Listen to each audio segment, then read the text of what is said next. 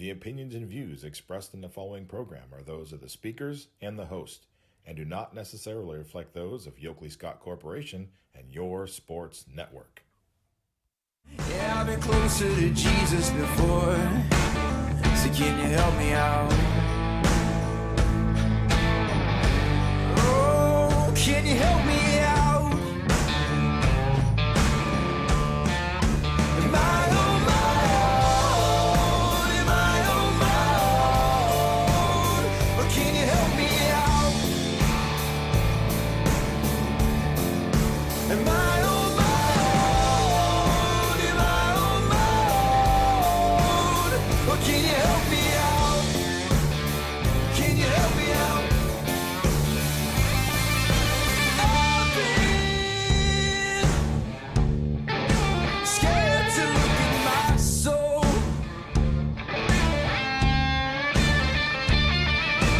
I've been afraid I would follow alone. Yeah, afraid of the things I've been told.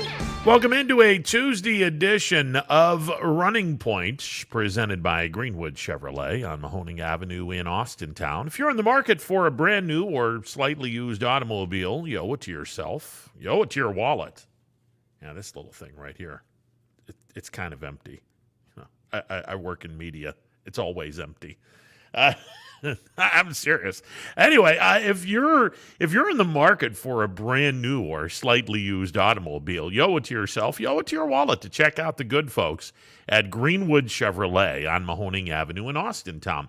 They got a great sales department, fantastic finance department, and an incredible service department. Add it all up, it's a great dealership.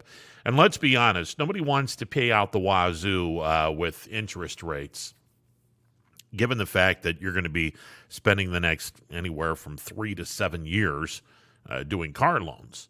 You don't want to be spending extra money on high interest loans. So, that's why you want to go to Greenwood Chevrolet, because they'll take care of you and put you into a car with a very low finance interest rate, so you don't have to deal with the extra money. So before you put pen to paper and sign the next 3 to 7 years of your life away with car payments, you owe it to yourself to go over to Greenwood Chevrolet on Mahoning Avenue in Austintown and give them an opportunity to earn your business. If you do that, trust me when I tell you, you will not be disappointed. All right, we're with you till 3 o'clock, taking your phone calls on the MP Vivo Heating and Air Conditioning Hotline. 330-886-0813. That's 330-886-0813. Coming up at 2 o'clock, we will hear from the skipper of the YSU baseball program. Dan Bertolini will be calling in, as he always does every Tuesday in the 2 o'clock hour. The Penguins have one final weekend of conference play as they take on Milwaukee. And we made mention of this yesterday. Milwaukee is pretty much in the tournament. The only way Milwaukee gets eliminated from the tournament and they get the rug pulled out from them is if the Penguins were to sweep Milwaukee, which is a distinct possibility, by the way. The Penguins have been playing some really good baseball.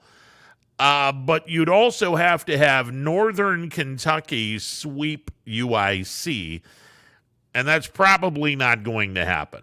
Not the way UIC's been playing. So there's about a 99% chance that Milwaukee is going to be the 4 seed.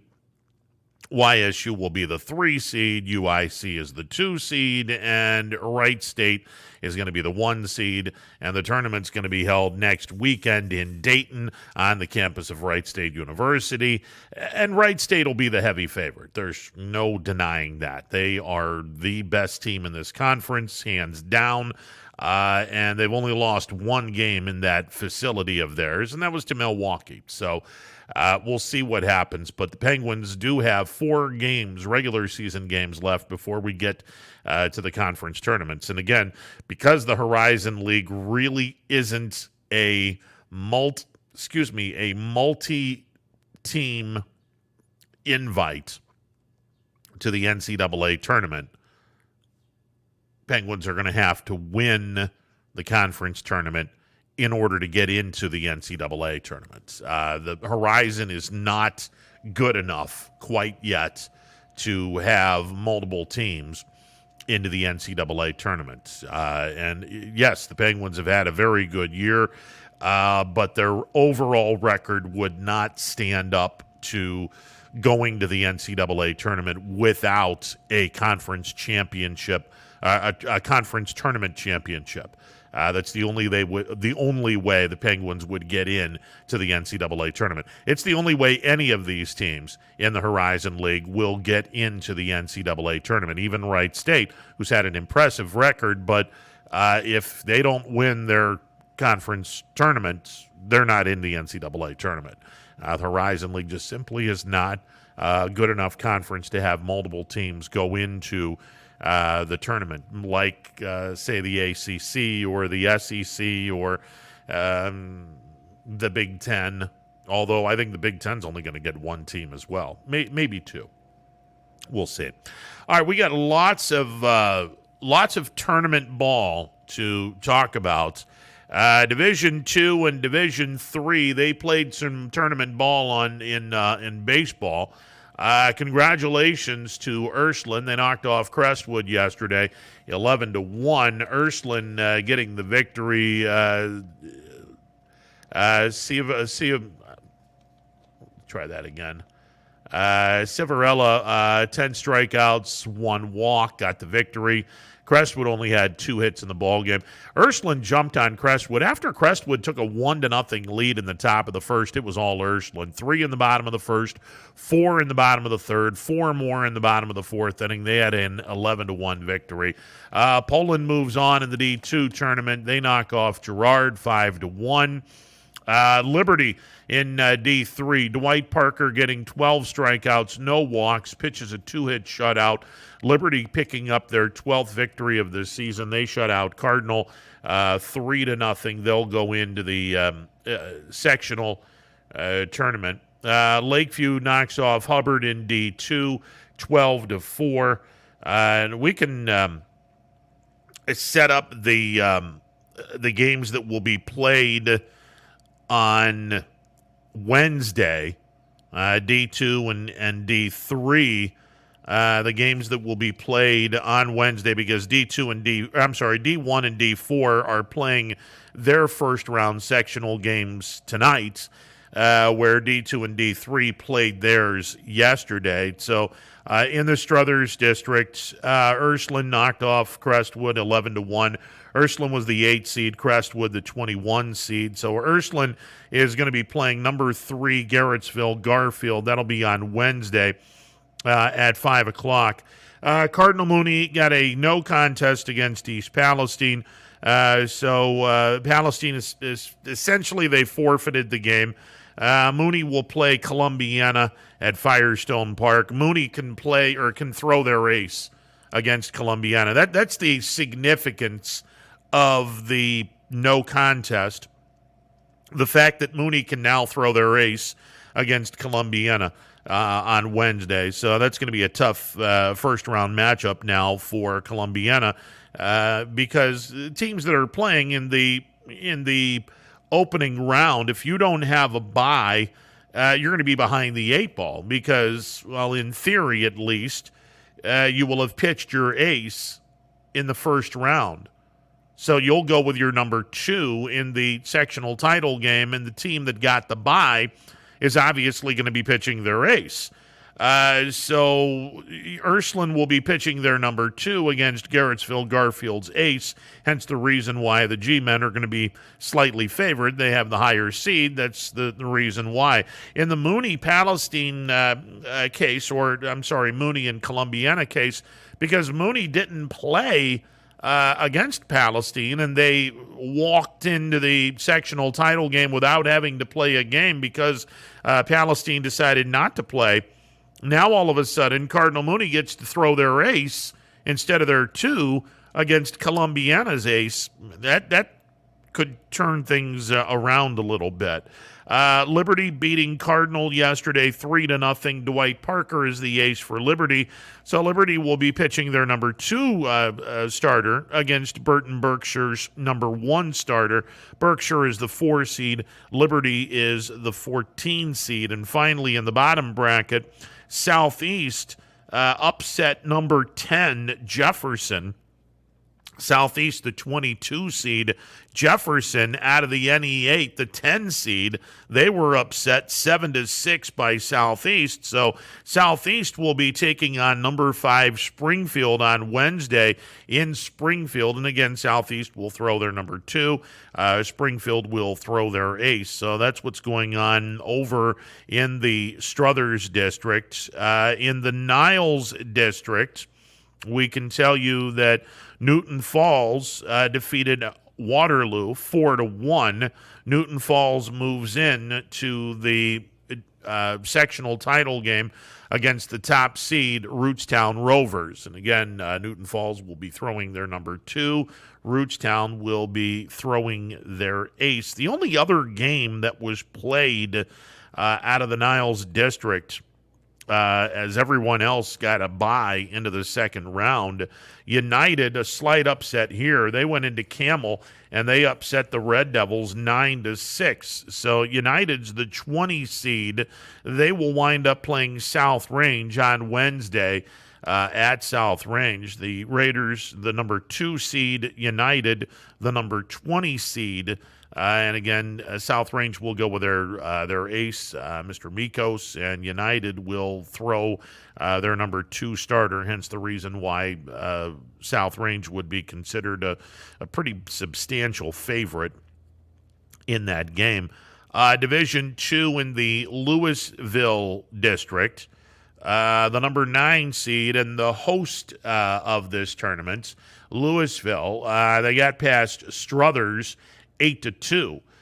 So Louisville will be taking on a familiar foe, going back to the old days of the EBC, when it wasn't the EBC, it was the NBC. But Louisville, the 9 seed, will be going into Salem on Wednesday to take on number 2 Salem. It'll be interesting to see what happens there. Streetsboro, the 8 seed, had no problems with number 24 Ravenna. They shut them out 5-0.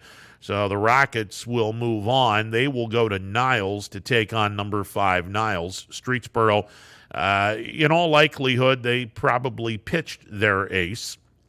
They'll throw their number 2 against Niles' ace. Although, when you take on a team in the 20s, you may decide, hey, you know what? We're going to throw our number 2 so we can use our ace in the sectional championship game. I look down the list. Notre Dame Cathedral Latin, the 10 seed, taking on Youngstown East, the 20 seed. Notre Dame Cathedral Latin picked up a 22-0 victory over East. They're going to be playing number 3 Mogador Field. Now, I have no idea if Notre Dame Cathedral Latin threw their race. I would say there's a pretty good chance they didn't. Pretty good chance they probably threw their number 2 starter thinking that they were going to get the victory, and then they could throw their ace against Mogador Field. Again, we talked a little bit about this last week. It's serious roll of the dice for a coach to do that. But if you're in a situation where you're playing a team that's in the lower rungs of being seeded, you can take that gamble. If you have confidence in your team, you can certainly take that gamble. Poland knocked off Girard. Poland, the 12 seed, Girard, the 22 seed. I seriously doubt Poland didn't pitch their race in that situation, so they'll probably use their number 2 starter when they take on number 7 Chardon up in Chardon, just south and east of Cleveland. So there you go. Those are the Wednesday matchups.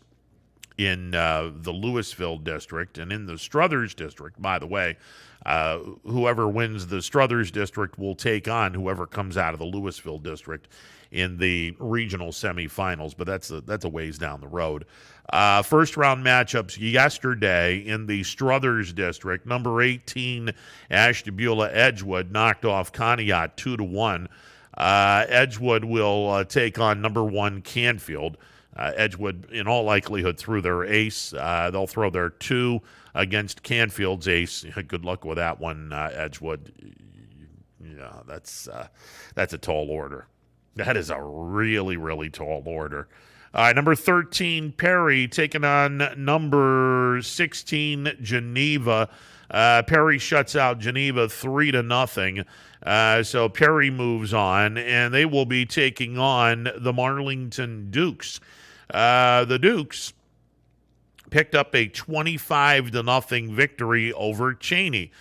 And again, Cheney is seeded number 25. Marlington is seeded number 11. Is there the possibility that Marlington didn't throw their ace? Maybe they threw their number 2, and maybe they decide, okay, now we'll throw our ace in the sectional title game against number 13, Perry. Don't know. Wouldn't be surprised if that's the case, but don't know. Marlington moves on. And in the bottom portion of this bracket, tiny upset. This game was in Hubbard, but there's only 1 seed difference between the two. Number 15, Lakeview, a 12-4 victory over number 14, Hubbard. So Lakeview will move on. They'll go to Howland to take on number 4, Howland. So the sectional title games are set in the upper bracket. Canfield will play Ashtabula Edgewood. That's a 1 versus an 18. In the other game in the top portion of the bracket, number 13 Perry will visit number 11 Marlington. In the bottom bracket, number 4 Howland will play host to number 15 Lakeview, and number 6 West Branch will be playing number 17, Canton South. Canton South got a victory over Chesterland West Geauga. Canton South is the 17 seed. West Geauga is the 19 seed. I'm sure that Canton South used their ace in that game, so Canton South will use their number 2 starter against West Branch, who will be throwing their ace. These two teams know each other. They've played each other twice in the very difficult conference that they're in. So this will be interesting to see what happens there. But those are your sectional title matchup games on Wednesday. And let's backtrack a little bit, and we'll backtrack into the sectional final games in the Louisville district. Number 2, Salem will be hosting number 9, Louisville. Number 5, Niles will be hosting number 8, Streetsboro. Number 3, Mogador Field will be hosting number 10, Notre Dame Cathedral Latin. And number 7, Chardon will play host to number 12, Poland. So those are the matchups in Division 2. Let's go to Division 3, where in the Struthers half of the district, we made mention number 8, Ursuline, getting the 5-inning victory over number 21, Manawa Crestwood. 11-1 your final score. Ursuline moves on. Cardinal Mooney gets a no contest against East Palestine, so Mooney can throw their ace now against Columbiana. We made mention of that. Middlefield Cardinals shut out by Liberty 3-0. Dwight Parker, the ace of that Liberty rotation, gets the victory. Jefferson area knocked off by number 22, Ravenna Southeast. So in the sectional title games, number 3, Garrettsville Garfield hosting number 8, Ursuline. Number 6, Columbiana hosting number 7, Cardinal Mooney. Number 4, Burton Berkshire will be hosting number 14, Youngstown Liberty. And number 5, Springfield playing host to number 22, Ravenna Southeast. Those games will be on Wednesday. And in the Niles, district. Newton Falls knocks off number 19 Waterloo. Newton Falls advancing. Newton Falls will be taking on the top seed Rootstown Rovers. Champion, the 9 seed, will be hosting number 11 Grand Valley. South Range will be hosting United. United knocked off Camel. That's kind of an upset. I mean, there's only 2 seeds difference between number 20 United and number 18 Camel. A little bit of an upset. 9-6 United, a winner. United getting South Range. And Pie Valley will be playing Crestview. Pie Valley is the 12 seed. Crestview is the 17 seed. So there you go. Division 1 and Division 4 will be played today. The Alliance Review, don't know if anyone sees this, but in yesterday's Alliance Review, last Wednesday, Gavin Bruni from Alliance was hit by a pitch. He sat out on Thursday, and on Friday, he was diagnosed with a broken arm. So Gavin Bruni's season and his career at Alliance High School is officially over, as Gavin Bruni broke his arm after being hit by a pitch this past Wednesday, about 6 days ago. We bring this up because this is going to have direct implications now on what is going to happen over at Austintown with the Fitch Falcons. Now, Austintown Fitch, and I got to make sure I have this down right. Austintown Fitch is in the Canton. They are in the Canton district, and there's only 2 games that are going to be played tonight in the Canton district in the first round of the tournament. Number 11 Maslin Jackson will be playing number 35 Madison. That game is going to be played tonight at tomorrow night. I beg your pardon. Tomorrow night at 5 o'clock. That game will be played. And number 15, Uniontown Lake, will be taking on Stowe Monroe Falls. Stowe Monroe Falls is the number 24 seed. Those games will be played tomorrow night. And then on Thursday, you'll have the sectional finals. Now, with Bruni out, here's how this could possibly affect the Austintown Fitch Falcons. Mayfield is the top seed in this district tournament, and they're the top seed in the Super Size Me district. Mayfield is going to be playing Akron Kenmore Garfield, the 30 seed, and you would think that Mayfield will have no problem.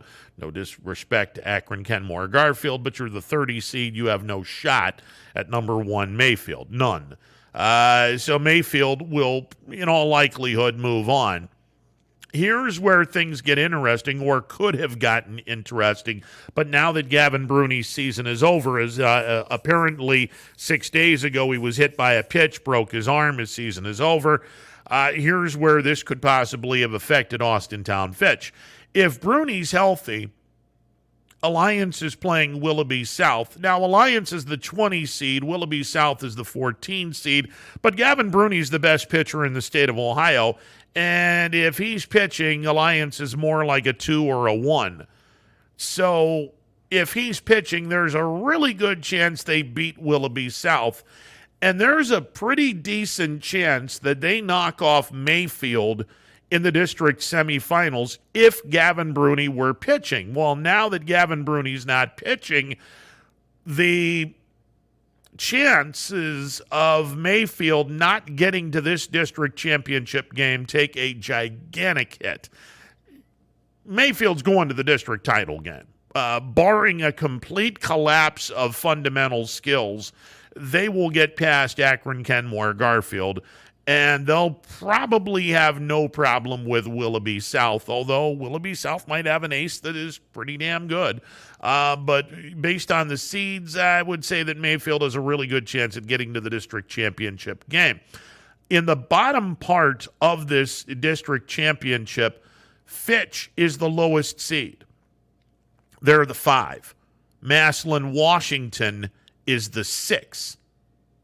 If we're going by chalk, Fitch would be playing Mayfield for a district championship game. But if Gavin Bruni had been healthy, a little bit of, I'm not saying it's a slam dunk, but I'm saying it could have happened where Alliance could have been Austintown Fitch's opponent in the district championship game, assuming that Fitch can take care of their business. If Gavin Bruni's healthy, yeah, I love their chances against Willoughby South, and I kind of like their chances against the top-seeded Mayfield team based on the fact that Gavin Bruni is practically unhittable. But now that Gavin Bruni is out for the rest of the year with a broken arm, that throws that out the window. And Fitch, in all likelihood, if they accomplish what they're supposed to accomplish, and they're the lowest seed other than Mayfield. But you don't win games on paper. You have to take on the winner of number 11 Massillon Jackson and number 35 Madison.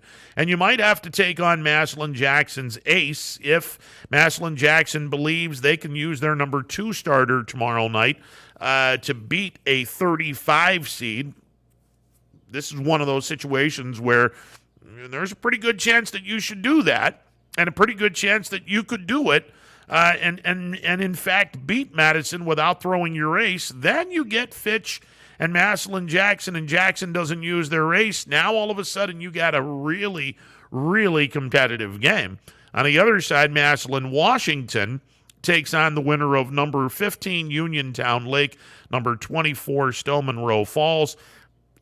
The gap between 15 and 24 really isn't enough to justify the 15 seed saying, hey, we're going to throw the number 2 at you. That would probably backfire. So Massillon Washington has a really good chance at getting into the district semifinals. The Fitch game, though, this could be interesting. I'll be real curious to see tomorrow night if Jackson uses their ace against number 35 Madison. And again, as we mentioned last week, serious roll of the dice, because if this backfires on you, then you didn't use your ace and got eliminated immediately in the tournament without using your ace. You could see how stupid this could be if it doesn't work. But if it does work, then you have your ace going up against the number 5 seed. This all of a sudden got pretty damn interesting. So we'll see what transpires in the Canton district. But now that Gavin Bruni is out for the rest of the year, don't look for Alliance to make any upsets now that they've lost their ace to a broken arm. Again, according to yesterday's Alliance review, Gavin Bruni was hit by a pitch 6 days ago, sat out Thursday, and then on Friday, this past Friday, he was diagnosed with a broken arm. He finishes the season 3-1 with a 0.19 earned run average. Struck out 68 batters in 37 innings. And Gavin Bruni will be drafted in the MLB draft. I don't know if he's going to be drafted as high as I originally thought. Apparently, and I've been looking at some lists, Bruni may not even go into the 3rd round now, which I find really suspect because the guy throws and his fastball is incredible and his off-speed stuff is just as good. I find it really hard to believe that Gavin Bruni lasts through the 3rd round, but the so-called experts that do this, they seem to think that there's a lot of college and high school pitchers that are better than Gavin Bruni. So We'll see how that transpires. But Gavin Bruni out for the year with a broken arm, and as we made mention, that puts a monkey wrench into the Canton district in terms of Fitch's hope of getting that top seed out of the way, because now that Alliance doesn't have that overpowering ace, they probably don't have a chance in hell at getting out of the first round, let alone getting into the district semifinals and causing some problems. Your one game in Division 1, Painesville-Harvey will visit Harding, and that is a 5 o'clock start. I believe Harding is in the Barberton district, if I'm not mistaken. I believe Harding is in the Barberton district, and let me look here real quick to make sure. They are not. Okay, I stand corrected. Then it would be the Euclid district, because Boardman is in the Hudson district. Yeah, Harding is in the Euclid district. If they beat Painesville-Harvey, then they would wind up taking on number 2 Walsh Jesuit on Thursday. But the Harding game is going to be set for today at 5 o'clock. That is the lone Division 1 team in action. And, again, from the Mahoning Valley. Harding, of course, not a member of the YSN family. All right, Division 4, we got a chock full of games to open up the tournament in Division 4. Wyndham is at Lowellville. Mineral Ridge at Lisbon. Badger is at Maplewood. Lordstown is at McDonald. Sebring at Leetonia. Chalker will visit Wellsville, and Brookfield is at Bristol. All of those games will be starting at 5 o'clock. And let's break this down here real quick. In the Struthers district, it's Lowellville hosting Wyndham. That's in the Struthers district. Mineral Ridge hosting Lisbon. Lisbon hosting Mineral Ridge.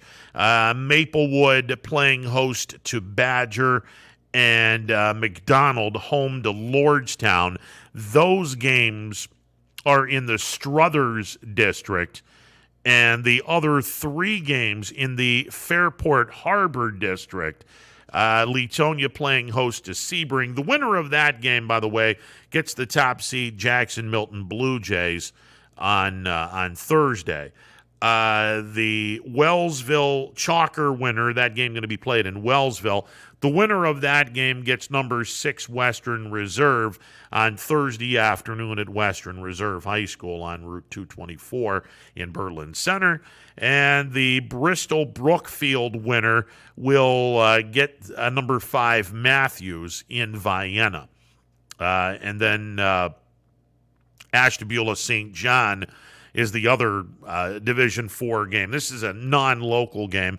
Ashtabula St. John is going to be hosting St. Thomas Aquinas. Ashtabula St. John is the 16 seed. St. Thomas Aquinas is the 20 seed. The winner of that game takes on Hartville Lake Center Christian. So Lake Center Christian up in Hartville, they are the 2 seed in this. So they'll be in the bottom bracket of the Fairport Harbor district. And let's backtrack to Struthers here for just a second. The winner of Lowellville and Wyndham, they'll play Warren JFK up at Warren. JFK is the 4 seed. That game will be played on Thursday at 5 o'clock. All the sectional title games will be played Thursday at 5 o'clock. The winner of Lisbon Mineral Ridge will take on number 8 Fairport Harding. It's interesting, Fairport Harding amscrayed from their own district. They said, yeah, the 1 and the 2 are there. Yeah, we're out of here. We'll go to Scene. We'll go to Scene and do that district.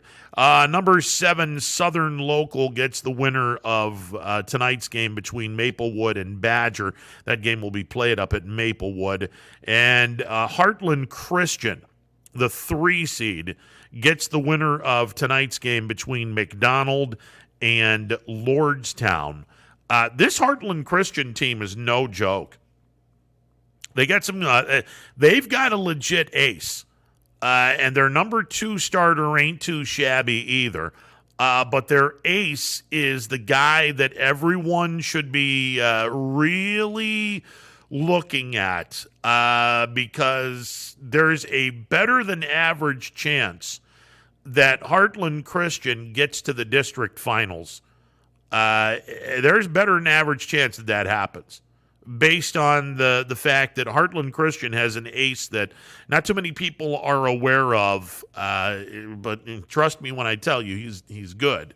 He's pretty solid. So Division 4 and Division 1 getting underway, and we'll see what happens in the D1 and D4 districts. Let me backtrack a little bit back to softball because there was a major upset last night out of town that does have some implications with regional play, and that would have been in, I believe, Division 3, if I'm not mistaken. No, it was. I beg your pardon. It was Division 4. Let me go into Division 4. Yeah, it was Division 4, where the number 1 seed in the East District. Now this is the local teams are going to be playing each other in the regional semifinals. Whoever gets out of the Warren District will be taking on whoever gets out of the North Jackson District. So this would not be the implications would not be until the regional finals. But the number 1 seed in the Super Size Me District opposite of the one that we're doing, Strasburg Franklin was beaten last night. They were beaten by the 4 seed Tuscarora Central Catholic 10-9. So Strasburg Franklin, who is the number 1 seed in the Super Size Me District encompassing East and Richfield, they're beaten. So that number 1 seed is gone, and I look at the other side of the district. Cuyahoga Heights is left. And Cuyahoga Heights will be playing Mogador for a district championship over at Richfield.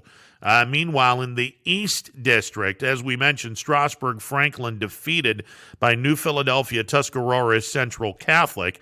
Central Catholic is going to be playing the number 3 seed Conotton Valley for a district championship.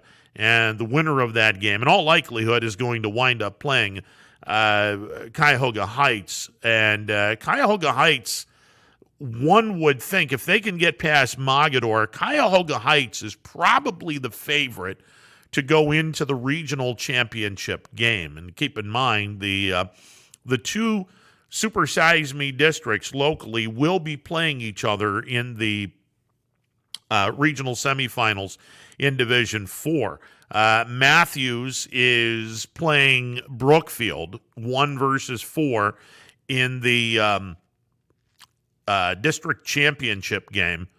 And in the North Jackson district, number 2 McDonald is going to be playing number 3 East Canton for a district championship in Division 4. But with Strasburg Franklin, the East District, the number 1 seed over there, knocked out, that opens things up in that region and probably opens the door for Cuyahoga Heights if they can get past Mogador. Probably opens the door for Cuyahoga Heights to get into the regional championship game. So we'll see what happens there. We will run down Division 4 and Division 1 in the district semifinals that were played yesterday, and we will run down that schedule Fitch struggled, but they got past Chardon, and unfortunately they won't play Boardman because North Canton Hoover defeated them. We'll get to the Division I and Division IV softball. First, we'll take a timeout. Before we take the timeout, did want to make mention, this story just broke. The Cleveland Indians have announced that they are no longer going to be pressing the issue in terms of masks. Masks are now optional at the stadium, and they have now opened up the stadium for business. Every seat is now available at Progressive Field. So Cleveland, the Indians have announced today, moments ago, that the Cleveland Indians have announced that they are no longer putting a strict mandate on masks. Masks are now optional, and the entire stadium is now open. So not that the Indians can sell out, a full stadium. Hell, they couldn't even sell out 8,000 or 10,000 tickets. But the entire stadium is now available. And that is going to be as of this weekend when the Minnesota Twins come to town. The stadium's open for business, the complete stadium. So every seat is now available for every single ball game between now and the end of the season. The Indians just making that announcement. And again, masks are now optional at Progressive Field. So that announcement just made by the Indians moments ago. All right, we'll take a timeout. On the other side, we will do some softball talk. Division I, Division IV, the district semifinals were in action, and we will get to that momentarily. It is a Tuesday edition of Running Point presented by Greenwood Chevrolet on Mahoning Avenue in Austintown. Back in a bit. New things happen all day. Some are good, some not so good. In today's complicated world, while you're busy working, playing, and living life, we're busy helping you make sense of the day's news. And there's only one place where it comes together with clarity, context, and accountability. It's 21 News at 6 with me, Madison Tromler, and Derek Steyer. 21 News at 6. It's what the day's news really means to you. Welcome home to a home made homier with Baird Brothers Fine Hardwoods. Inspiration starts at BairdBrothers.com and is turned into reality when high-quality hardwoods are delivered right to your home. Baird Brothers has the latest design trends, shiplap and skinny lap interior siding, antique oak rustic flooring, and, well, you'll find them all at BairdBrothers.com. Ordered easily, delivered conveniently, enjoyed comfortably. BairdBrothers.com. WRS Wealth Advisors, the area's premier wealth and retirement specialists. Located on South Avenue in Boardman. Hi, this is Jim Myers with Myers Family Insurance, your local Medicare and retirement resource. We're excited to have sports back. Whether you're on the field or cheering from the stands, sports unifies communities and brings hope for the future. We're all one team working together. At Myers Family Insurance, we know the importance of a great team. Our team continues to grow to help you with your Medicare and retirement needs. The annual election period is October 15th through December 7th. Now's the time to make sure your plan continues to meet your needs for the upcoming year. Call today. Hi, I'm Colin Chupa. And I'm Kelsey Klim from K-Squared Marketing. Our boutique marketing firm specializes in media planning and buying, public relations, event marketing strategies, and strategic sponsorships. We can integrate our services with your existing game plan, or we can be your entire marketing team. Your goals, our game plan. Let's win together.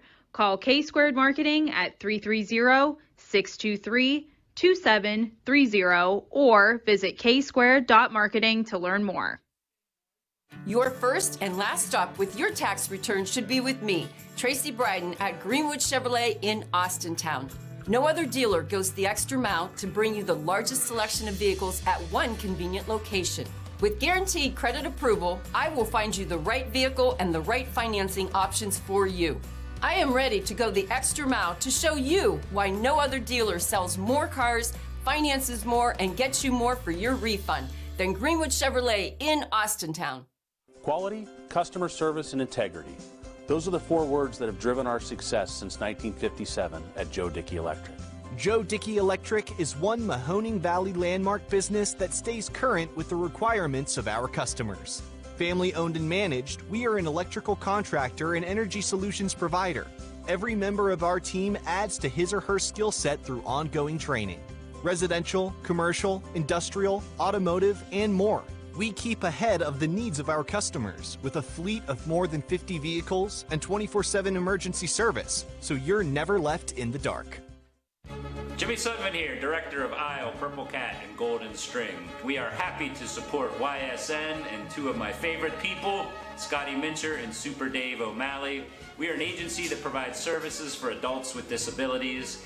We infuse humor, passion, and joy into their lives. If you know of any folks with disabilities that need our assistance, please contact us.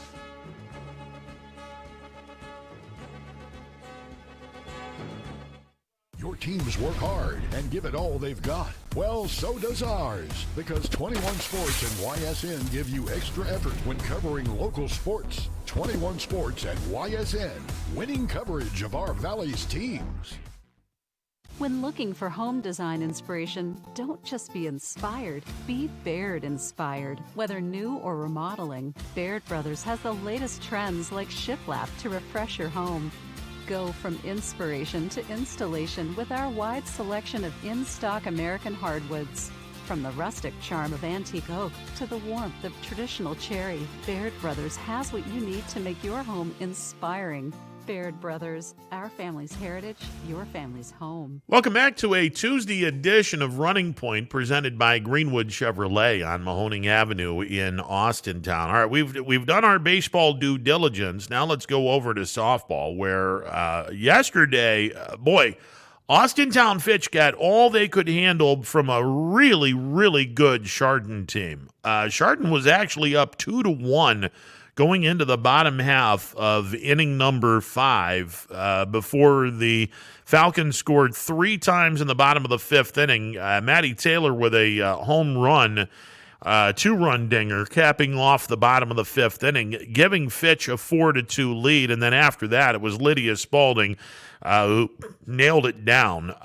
She struggled early, giving up a run in the 2nd inning after the Falcons had taken a 1-0 lead in the bottom of the 1st. And then Chardon scored the go-ahead run in the top half of inning number 5 before the Falcons scored 3 in the bottom of the 5th inning to make it a 4-2 game.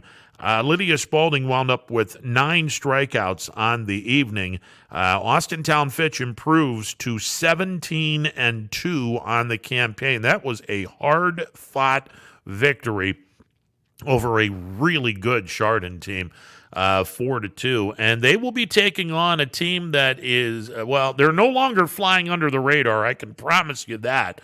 North Canton Hoover came into Fitch with an attitude, and they showed off that attitude by beating Boardman 7-1.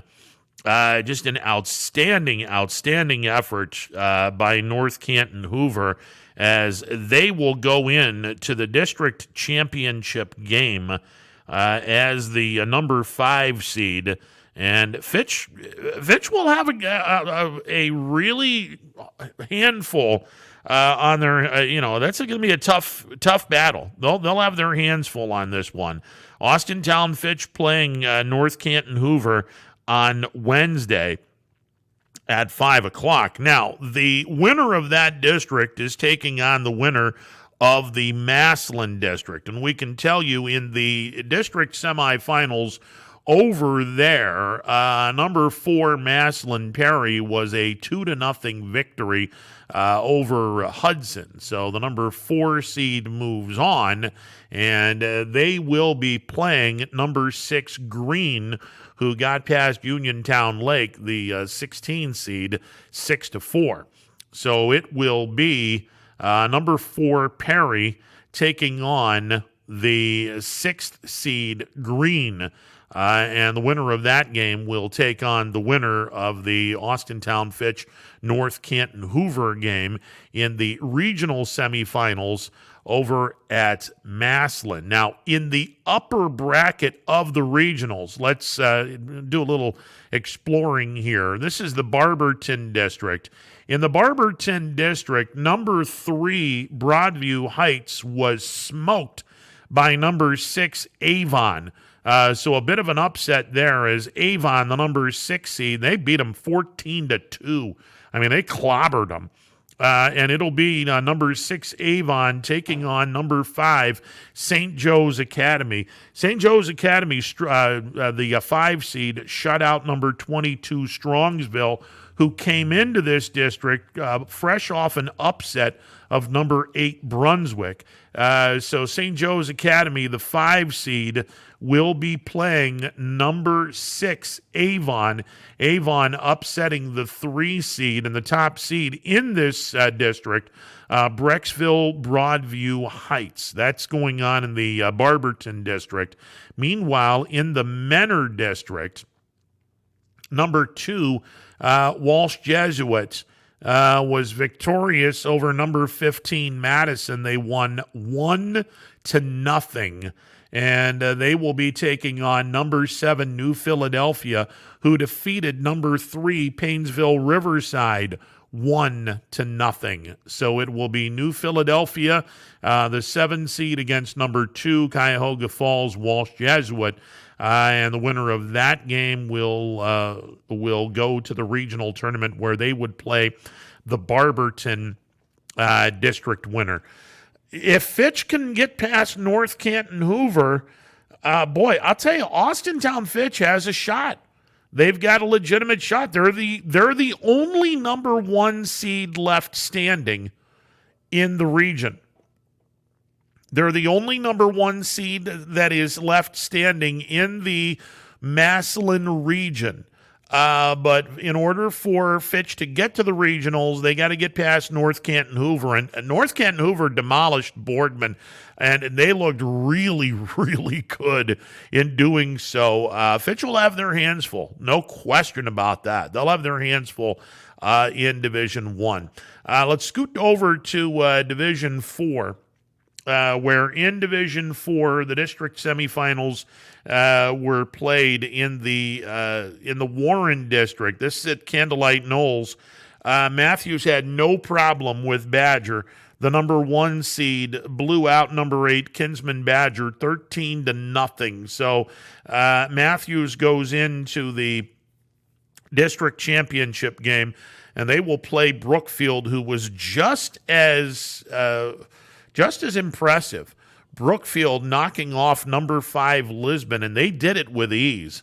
Brookfield a winner over Lisbon 12-1. So Matthews will be playing Brookfield for the right to go to the regionals at Firestone, where they would take on the winner of the North Jackson district.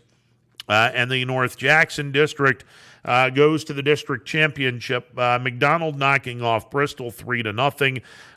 McDonald, the 2 seed, Bristol, the 6 seed.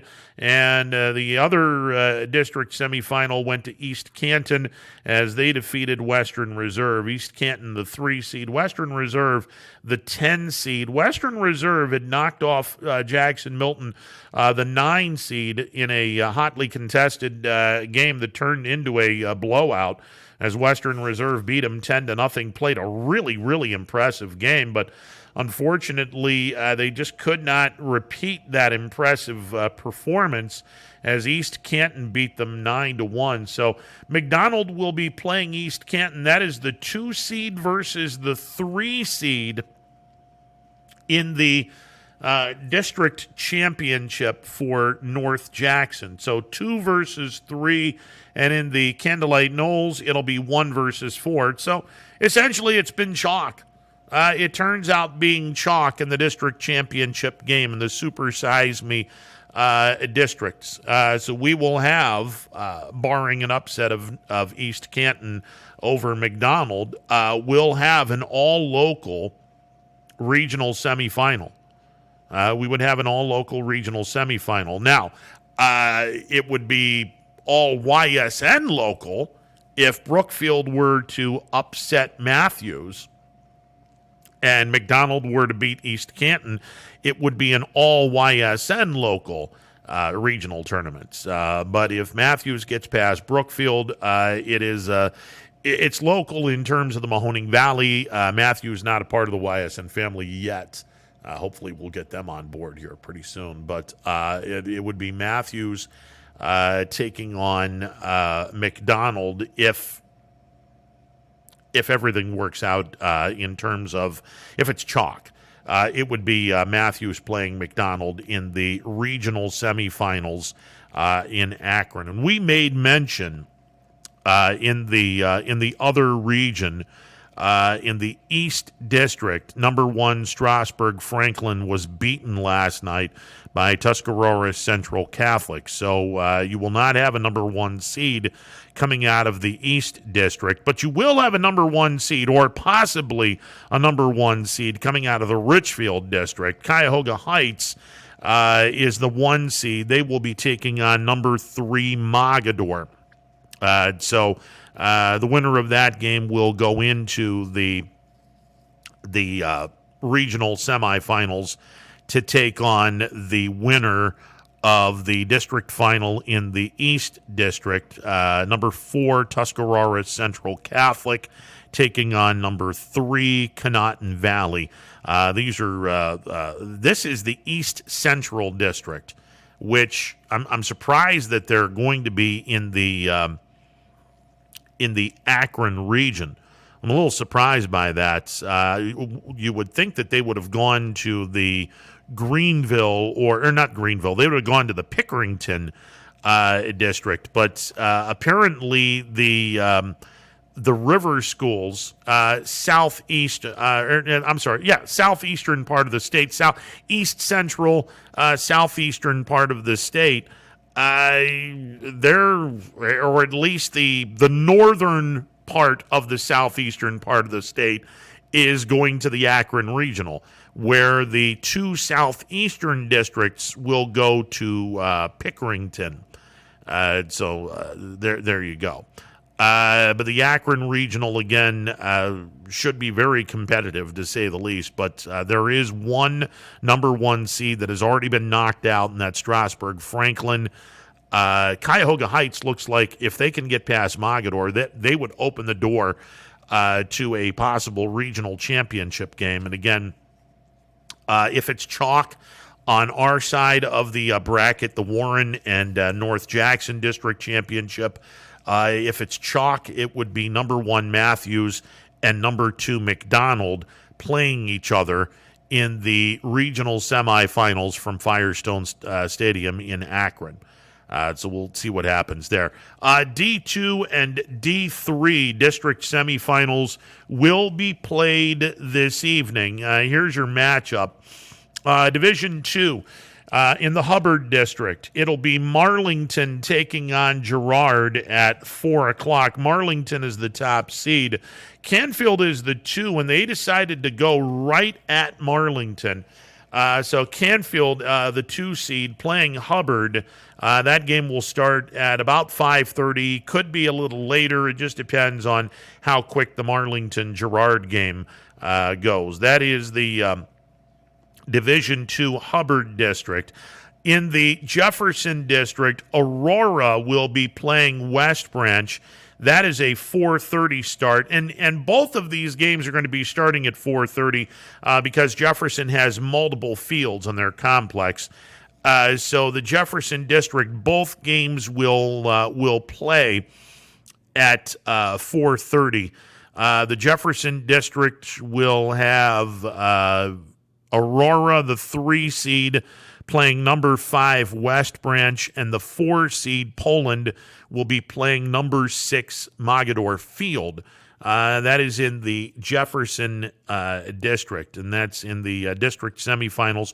Both of those games, as we made mention, will be played at 4:30. Meanwhile, in the Hubbard district, as we made mention, at 4 o'clock, it'll be Marlington, the top seed, taking on number 9 Girard at 4 o'clock. And immediately following, scheduled at 5:30, could be a little after 5:30. It just depends on how quick the 4 o'clock game goes. Number 2, Canfield will be playing number 7, Hubbard. So there you go. By the way, in Division 2, the Jefferson District winner and the Hubbard District winner will be going opposite of each other in the regionals. The Hubbard winner will go and play the Akron District winner, and we can tell you. And I just blew my. Here we go. Let's get back here. The Akron District semifinals are going to be played today. Worcester Triway is the 2 seed. They will be playing number 16 Akron Hoban. That's going to be a 4:30 start this afternoon. And then at 6:15, number 7 Copley will be playing number 5 Medina Buckeye. So if it's chalk, Medina Buckeye would be playing Worcester Triway. It would be the 2 seed versus the 5 seed for a district championship, if it's chalk. And the winner of that game would take on the winner of the Hubbard District. Meanwhile, Jefferson will be playing the Canton District. The Canton District looks like this. Number 3, Richfield Revere, is going to be playing number 6, Akron Coventry. That game is going to be at 4:30. And then at 5:30, well, actually, this game was played yesterday at 5:30. Talmadge, the 8 seed, upset. Number 4, Talmadge did knock off. Number 4, Norton did knock off Talmadge. Hello, McFly. Anybody there? Number 4, Norton knocking off number 8, Talmadge, 5-2. So Norton is in the district championship. They will play either Richfield Revere or Akron Coventry, and that game will be played on Thursday. If it's chalk, it would be Revere taking on Norton. That would be the 3 seed against the 4 seed for the opportunity to play the winner of the Jefferson District. And there you go. So that's what's going on in Division 2. We'll scoot up to Division 3. In the Canfield District, which is actually all the games are going to be played at YSU. Division 3, you got Ursuline taking on Burton Berkshire. Ursuline is the 1 seed. Berkshire is the 16 seed. Berkshire upset Pie Valley, the 14 seed in the sectional title game. That game is going to start at 3 o'clock, and then at 5 o'clock, number 9 Rootstown will be playing number 8 Newton Falls. So Ursuline, in all likelihood, the heavy favorite to win the district in Youngstown, and they'll stay at home. And the Youngstown district, or the Youngstown Regional, will pit the Wellington District champion against the I got to use air quotes here, Canfield District champion, even though those games are getting played at YSU. By the way, the Wellington District winner, you have number 4 Independence playing number 5 West Salem Northwestern. That game gets underway at 2 o'clock this afternoon.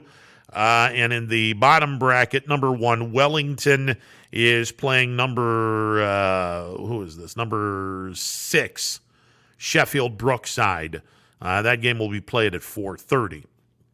So you could be seeing a Wellington Ursuline regional semifinal. We'll see. In the Leavittsburg District, South Range, the 2 seed, will be taking on a familiar foe. Maybe not in softball, but certainly familiar in football.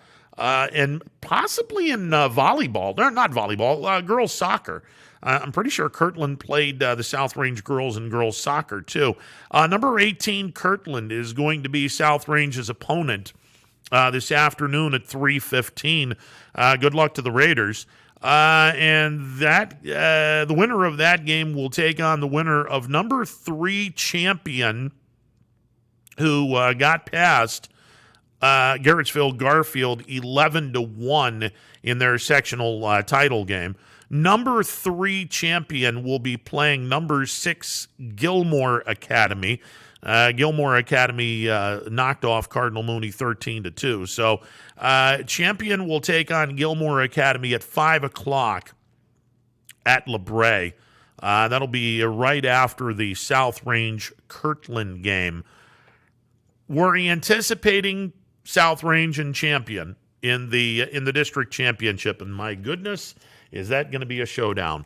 If that is indeed the case, it would be, if it's chalk, it would be South Range taking on Champion in the Leavittsburg District Championship. Whoever gets out of the Leavittsburg District Championship will be taking on the Creston District Champion. Creston has these teams left. Massillon Tuslaw is the 3 seed. They are playing number 12 Akron Manchester. They upset number 8 Elyria Catholic in the sectional title game. So Tuslaw is playing Akron Manchester this afternoon at 2 o'clock. And in the other half of the bracket, number 2 Creston Norwayne will be playing number 7 Sullivan Black River. And that's a name that's familiar if you're a football fan. Sullivan Black River has been in a lot of, through the years, a lot of regional tournament games against the Valley.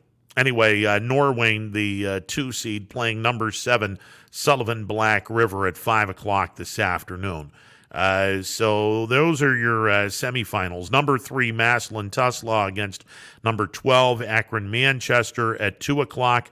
And then at 5 o'clock, number 2, Creston Norwayne playing number 7, Sullivan Black River. Very well could be a Tuslaw, Creston Norwayne district championship game. If it's chalk, that would be the situation, 2 versus 3.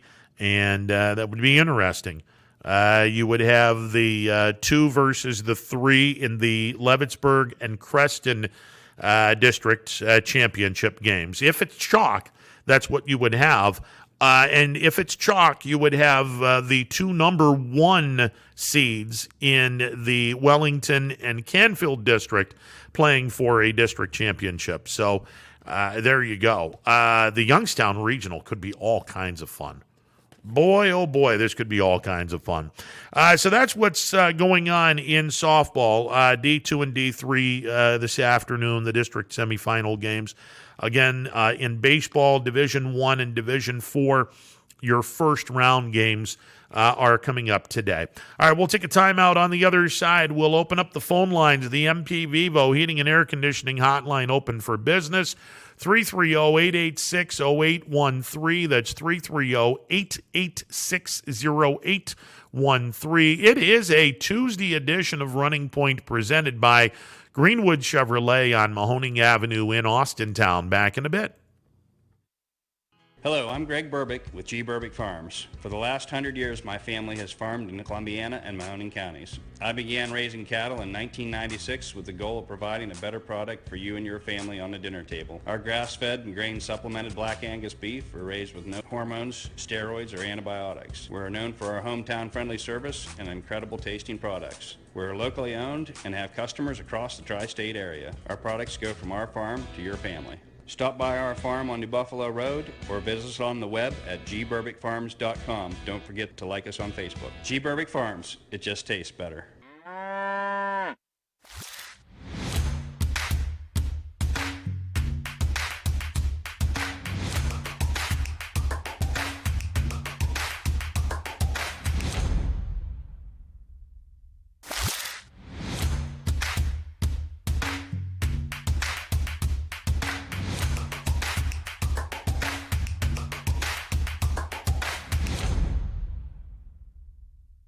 This is Tommy Clem, owner of WRS Insurance Solutions. WRS Insurance Solutions is a local independent agency that specializes in life, Medicare, long-term care, and disability products.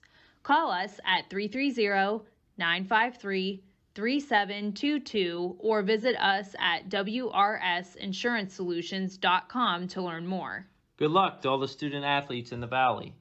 If you're looking for a quality pre-owned vehicle, why shop anywhere else but Tri-State Ford? Choose from our great selection of pre-owned vehicles. Plus, we've got you covered with our exclusive Tri-State Ford Advantage. It includes a 10-year, 200,000-mile warranty with your pre-owned vehicle and much more. Come see why so many customers from the Tri-State area buy their pre-owned vehicle at Tri-State Ford. Customer focus, community driven. Tri-State Ford East Liverpool or visit tristateford.net.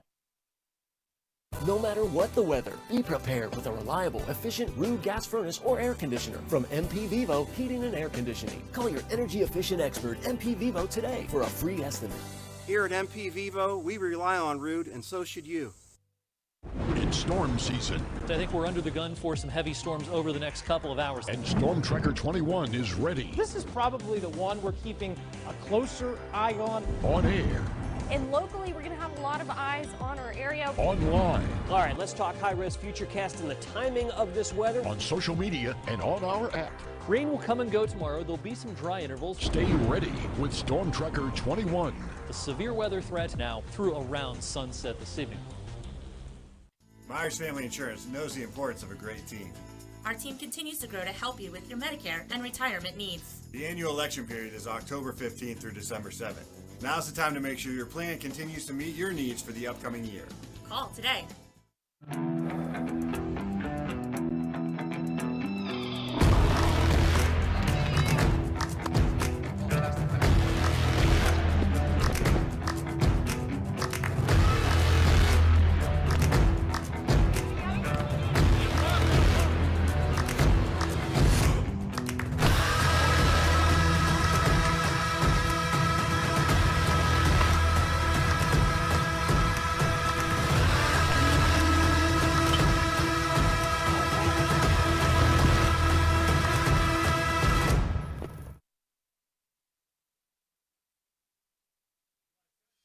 "60 years ago, Baird Brothers Fine Hardwoods began with 3 siblings, a hand-set sawmill, and a few local orders.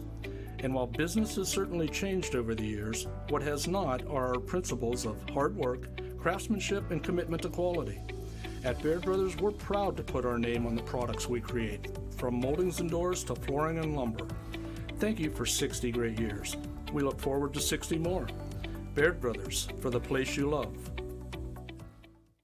At Hubbard Chevrolet, Hubbard can help you get the financing you need regardless of your situation.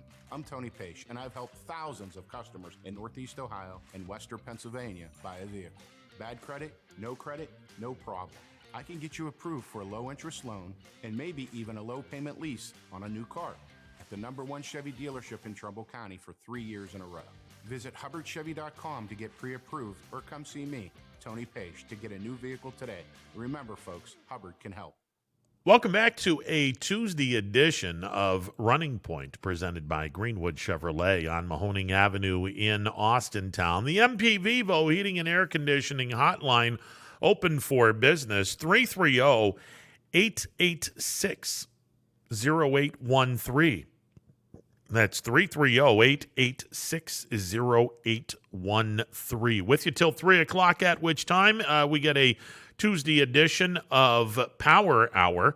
Coming up on the show tomorrow, we will be chatting with Brian Tolnar from Mill Creek. With the weather as gorgeous as it is, everyone should be out doing some golfing for sure. But the second major of the season is upon us. The Pga Championship. That is going to be taking place this weekend. The PGA Championship will be taking place, and that's going to be in Hawaii. So you're going to be seeing, well, you're going to be seeing an awful lot of, no, that's not in Hawaii, is it? Wait a second. I was going to say, if it's in Hawaii, then you're going to be seeing an awful lot of early golf. But no, it's Kauai Island Golf Resort. It's not in Hawaii. It's in South Carolina. The PGA Championship The Ocean Course at Kiowa Island Golf Resorts. It's literally next to the ocean in South Carolina. And this will be interesting to say the least. We'll certainly be talking about this particular leg of the majors. The one major that a lot of people just look at and say, okay, this is, I guess it's a major, but of the four majors, this is considered to be Godfather Part 3. Where you just kind of like, I guess it's a major, but we really don't really think all that much about it. No. Everyone's fixated on the Masters, the U.S. Open, and the British Open. Pga Championship, okay, it's a major, but it's not really high on the list of priorities. I mean, if you win at the PGA Championship, great, you've won a major. But I'm sure that if you were to put truth serum in all of the golfers, they would sit back and say, of the four majors, this is probably a distant fourth.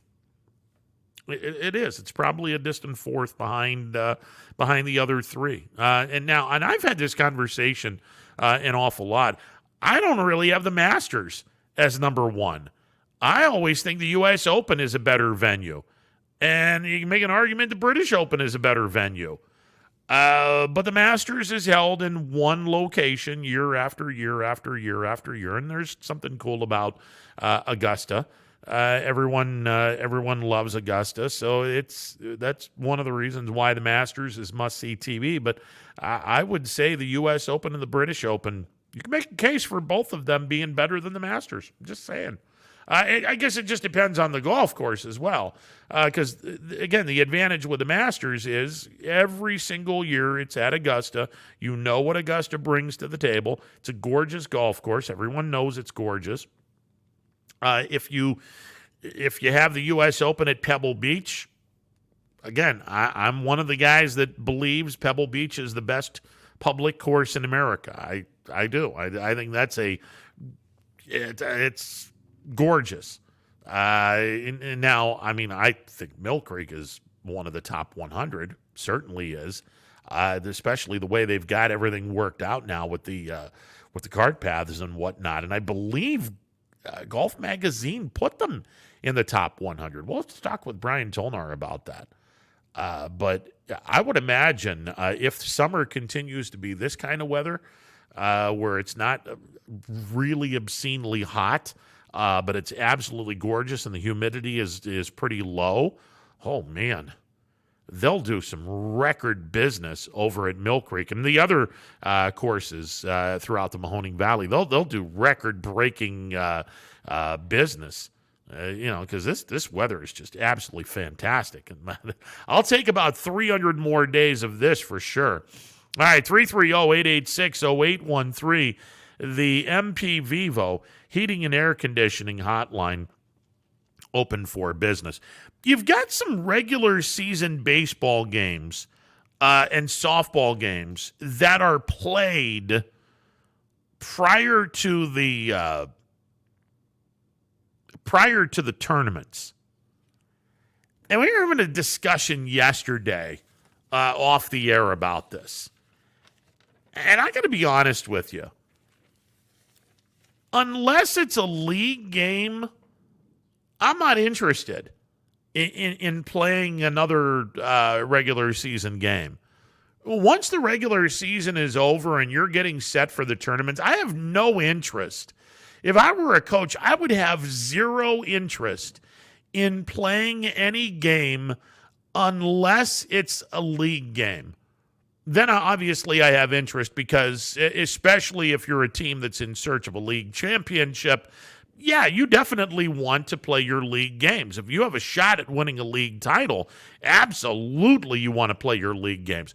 But if it's a non-league game and I got a tournament game coming up in a day or so, I'm not playing a regular season game after the regular season is ended. I'm not gonna give my kids or risk an injury to one of my kids That's just not going to happen. Once the regular season is over, unless my team is playing a league game, I'm not playing a regular season game. I'm set for the tournaments here. But unfortunately, there were some, well, I guess you could say fortunately, but there were some games in which teams played prior to the tournaments. Boardman played Springfield yesterday. Spartans got the victory over Springfield 6-1. Champion played Niles yesterday. By the way, Champion got an 8-4 victory. Salem played Columbiana. Salem got a victory 11-8 over the Clippers. Harding played Matthews. I believe South Range played Fitch yesterday. And again, if this isn't a league game, it was just me. I would, if it's not a league game and I have to play a regular season game, I ain't playing my regulars. It's just not going to happen. I mean, I may get them in for an inning or two, but that's it. I'm going to get my JV kids some time then. And then at that point, why the hell are you playing the game? The only way you're playing this game is to get your JV kids some time on the varsity level. But they're not really getting time on the varsity level because you're probably playing against other JV kids. Again, once the regular season is over, and it's just my personal opinion, I would have zero interest in playing a regular season game once the regular season is over, unless that regular season game happens to be a league game. And then, okay, now I'm gonna play the league game. Now here's the rub. Okay, Division I and Division IV are playing their tournament games today. We'll throw a scenario out there. Let's say that one of the Division IV teams played a league game yesterday, and that league game is for a championship. Well, what do? Do you throw your ace in that championship game for the league championship, and then you throw your number 2 in the first round of the tournament? Or do you keep your ace for the first round of the tournament today and throw your number 2 pitcher to win the league? I mean, that just that would be frustrating. That would be absolutely aggravating. I'm not a fan of playing regular season baseball games after the regular season is over. Just not a fan of it. And again, even if it's a league game, I'm the priority is we got a tournament to get ready for. Especially if you're a team, I don't want to throw out any names, but I think everyone knows who is considered to be a good chance at taking a trip to Akron. There's a couple teams in our area, maybe a handful of teams in our area that have a legitimate chance to find themselves at Rubber Duck Stadium in Akron for a state semifinal. Handful of teams. I'm not going to mention any because, I don't want to put any more pressure on those teams, but they know who they are. You would hope that the regular season would be finished. You would hope that they wouldn't have to play any more regular season games as we get ready for a tournament. Because, again, if you're a team there's not much expected for the tournament, okay, that's a little bit different. You're going to play the rest of your league schedule, and if you're really not a favorite or you're really not a team that's going to make a deep run into the tournaments, okay, then it's a different conversation. It's a different conversation. But if you're a team that has really high expectations pinned to your lapel, you damn sure don't want to play any more regular season games. because the regular season's over with. Now it's time for us to play tournament baseball. Because, and again, if you've taken a bye and you're playing in the sectional title game, you're 3 wins away from a district championship and 5 wins away from a regional championship that puts you into Akron. State semifinals at Rubber Duck Stadium, the home of the Indians AA affiliate, the Akron Rubber Ducks. And I'll make this comment from a broadcasting standpoint. I've done a game in Columbus. I've done a game in Akron. From a broadcaster's standpoint, there is no contest which is the better stadium. It's not even close. Not even close. Rubber Duck Stadium in Akron blows the AAA stadium in Columbus out of the water. From a broadcaster standpoint, it is not even close. From a spectator standpoint, okay, Huntington Park is a gorgeous ballpark. It's gorgeous. There's no two ways about that. It is a gorgeous ballpark. From a fan standpoint, it's a fantastic place. From a fan standpoint, Rubber Duck Stadium is the best AA stadium outside of Jacksonville. In the 12 years I did minor league baseball, and I was in the Eastern League and the Southern League. Never got to the Texas League. So I have to discount the stadiums in the Texas League. But in the Eastern League and the Southern League, other than Jacksonville, and I want to preface this by saying I never got a chance to see the brand new ballpark in downtown Birmingham. They always played their game at the Hoover Metropolitan Stadium, which is the home of the Southeastern Conference Championships. Beautiful place. Doesn't hold a candle next to Jacksonville. Doesn't hold a candle next to Jacksonville. The ballpark at Jacksonville. Now this, again, the last time I was in the Southern League was 2008. So this is 13 years ago. And the ballpark, from what I understand, is now aged because they didn't take care of it. Gee, what a friggin' surprise, given the ownership down there, or the former ownership down there, and not the current. And maybe they did take care of it now that the current ownership owns the team.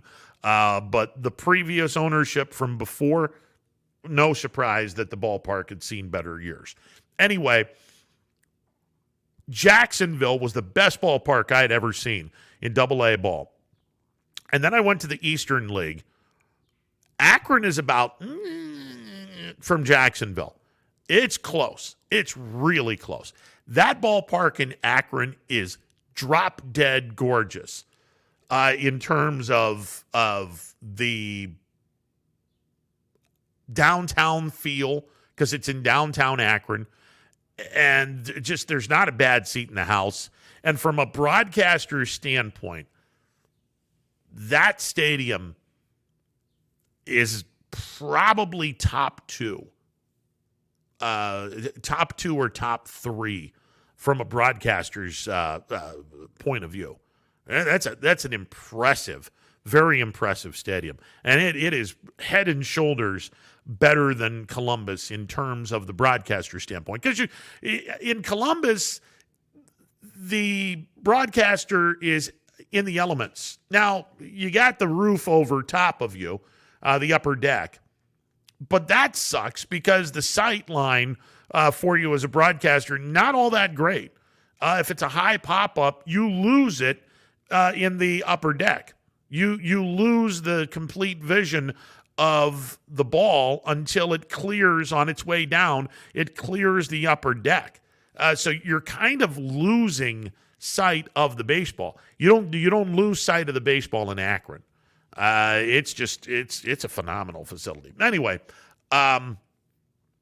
there's a couple of teams. There's a handful of teams from the area that have a legit chance. Division 4, Division 3, Division 2. You have a legit chance, to go to Akron. Okay. Do you really want to play a regular season game once the regular season is over with? Again, unless it's a league game, I wouldn't be interested in it. I just wouldn't. Wouldn't be interested in that in any way, shape, or form. All right, 330-886-0813, the MP Vivo Heating and Air Conditioning Hotline, open for business. Yesterday, the Indians' woes continue on the West Coast. Tribe has a problem right now, and that's with the back half of their rotation. The Indians have two kids in the back of their rotation, Sam Hentges and Tristan McKenzie. Now, Tristan McKenzie, he pitched the latter part of 2020. He was in the, what was it? The area, the designated area for the players to be called up in case of an emergency in 2020. And thank God we're getting past this now. But he was in the East Lake with the other minor leaguers that were working out just in case they needed one of those players. Well, as it turns out, the Indians decided, hey, let's give McKenzie a chance here. And toward the latter part of 2020, and Tristan had an earned run average slightly over 3, and he was pitching really, really well. He had never had a problem with wildness. But this year, Tristan McKenzie is having a really difficult time of locating his pitches. And it's really starting to bite him on the backside. Hentges is kind of sort of in the same boat. Hentges was bombed yesterday in a pretty hard way. He has an ERA over 6, bordering on 6.5. McKenzie has an ERA well over 5. And it's going to be interesting to see what the Indians do with these two kids and how long they keep them up in Cleveland. Now, the problem is, well, you traded away Clevenger. You traded away Kluber. You traded away Bauer. Now you still have Bieber, and you still have Savali, and you still have Plesac. But these two kids, they're kind of having a hard time right now. Now, truth be told, and one of the reasons why I said the Indians are going to win minimum 85 games, and if everything goes in and falls into place, the Indians will win low 90s and challenge for a Central Division crown. Reason why I said this was because I didn't think Tristan McKenzie was going to have any problems. And I think Tristan McKenzie and Sam Hentges will ultimately get it turned around. I have more faith in McKenzie than I do Hentges. But I think that Sam Hentges will get it turned around at some point in time.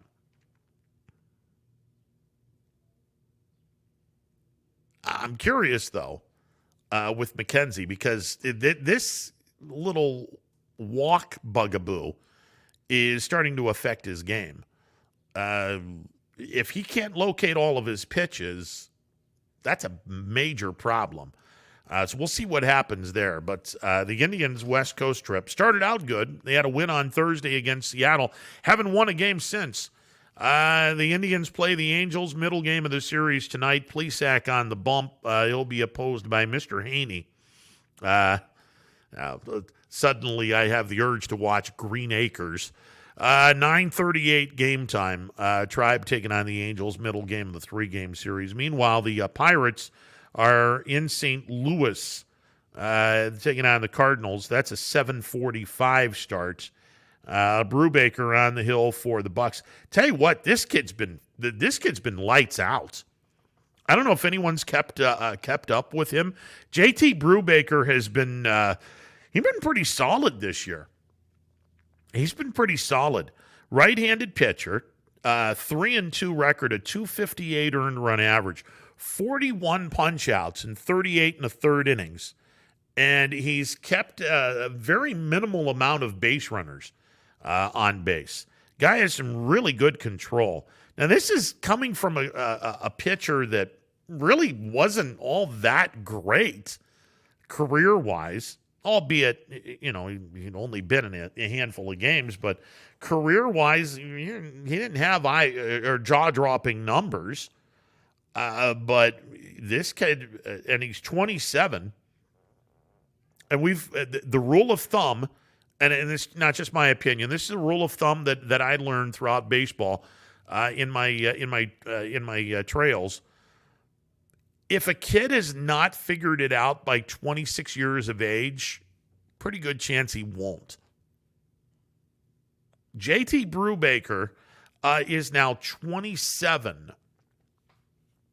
And again, 3-2 record, 7 starts, 258 earned run average. He's having himself quite a year early on. A solid year for Brubacher. He toes the slab tonight for the Bucks, and that'll be game 1 of a series in St. Louis. Gant on the hill for the Cardinals, and here's another kid that is having himself a pretty nice campaign. John Gant, 28 years of age, right-handed pitcher, 2-3 record, 7 starts, a 183 earned run average. Now he pitches to contact. He doesn't have the explosiveness that Brubacher has. He punches out 29 in 34 1/3 innings, and he's given up his share of walks and hits. His walks and hits per innings pitched is it's actually above average. His WHIP is 1.63, which is, for a starter, if you have a walks and hits per innings pitched of 120, you're considered to be good. 163 is elevated. That's a really high percentage. But that tells me that once he gets guys on base, he bears down and figures it out, because an earned run average of 183, it doesn't really go with a real high walks and hits per innings pitched. That these two numbers don't jive. But that just tells me that John Gant, once he has runners on base, once there's traffic on the base paths, that's when he really bears down and gets after it. 28-year-old right-hander. He's bounced around a little bit in the major leagues. 141 appearances, 21-18 in his career, a career ERA of 3.58. I don't think he's been a starter exclusively. Although this year he is a starter exclusively and has done pretty well. Again, 34 1/3 innings of work. He's walked 27, so the walks are a bit of a problem. He's punched out 29. He's given up 29 hits in 34 1/3 innings of work. So if the Pirates get some traffic on the base paths, hopefully they can do something that not many teams have been able to do, and that's get to Mr. Gant. That's a 7:45 start at Busch Stadium. We're going to get Chris Tuno on the program. We've had him on a couple of times. To put a little Valley perspective in the Cardinals organization, Chris Tuno is a Canfield High School graduate, and he was also a pretty good part of the Astro Falcons in the mid-'90s. He wasn't a player per se, but he was in charge of the statistics and whatnot. I don't know how that came about, but Chris was always one of those kids that loved the statistical part of baseball, and he was always into the media relations type of stuff. Well, that has parlayed him into a really nice career in St. Louis with the Cardinals. He is I don't believe he's the media relations director, but he's one of the bigwigs over at St. Louis, and his main job is to be the liaison between the press and the players. He's the one that you go to get the interviews and whatnot. And I remember covering the All-Star game for iHeart when I was over there. I had the opportunity. Major League Baseball gave me this opportunity. Why, I have no idea, but they gave me the opportunity to cover the 2018 All-Star game in Washington. And Yadier Molina was the starting catcher for that National League team. And Yachty is going to go into the Hall of Fame. I mean, he's one of the best catchers, and I had the privilege of seeing him when he was in the minor leagues. He was in the Southern League, played for the Tennessee Smokies, and at that time it was the Cardinals AA affiliate. I think it was 2003 was the last year that they were the Cardinals affiliate. But Yadier Molina played in 2003 with the Smokies, and we had an opportunity, or I had an opportunity, I should say, to see him more times than I probably should have. But Tennessee was in our division, so we saw him about 20 times. Man, what a player! Oof. So you kind of knew that he was going to be one of those kids that was going to wind up being really, really good in the major leagues, and of course he has. Long story short, at the All-Star game, the players are situated at a convention center. The Major League Baseball really does a great job with the All-Star game. The kids will be in their own area, lined up next to some of the other players in a large conventional room. In Cleveland, it was the downtown convention center where they did this. In one of these huge buildings, they did the American League teams, the American League players, and it was about an hour and change, 45 minutes an hour, somewhere around there. You get your interviews, and then about a 30-minute break. You can get a snack or whatever, and then the National League players come in, and you get another 45 minutes to an hour to accumulate as many interviews as possible. You're basically getting audio and whatnot. And at the All-Star game in Washington, Yadier Molina was there. And right next to him was Chris Tuno, Canfield High School graduate. Right next to him, because that's his job. And Chris was making sure that everything was on the up and up. All the questions were on the up and up. And Chris does a great job with his position with the St. Louis Cardinals. We're going to get him on at some point, especially with the Pirates playing the Cardinals this week. Let's see if we can get it during this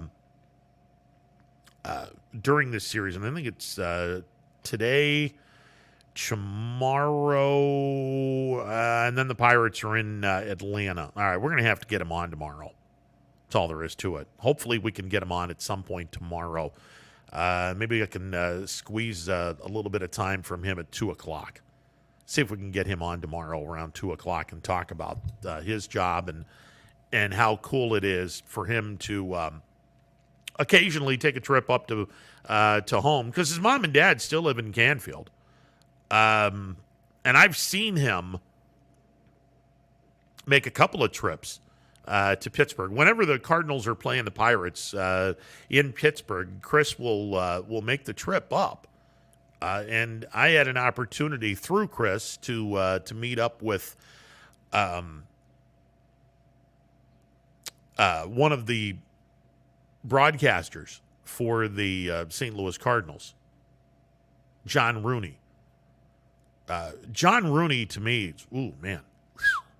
one of the best radio broadcasters. Just has that clean radio voice that you can just listen to him read the Yellow Pages.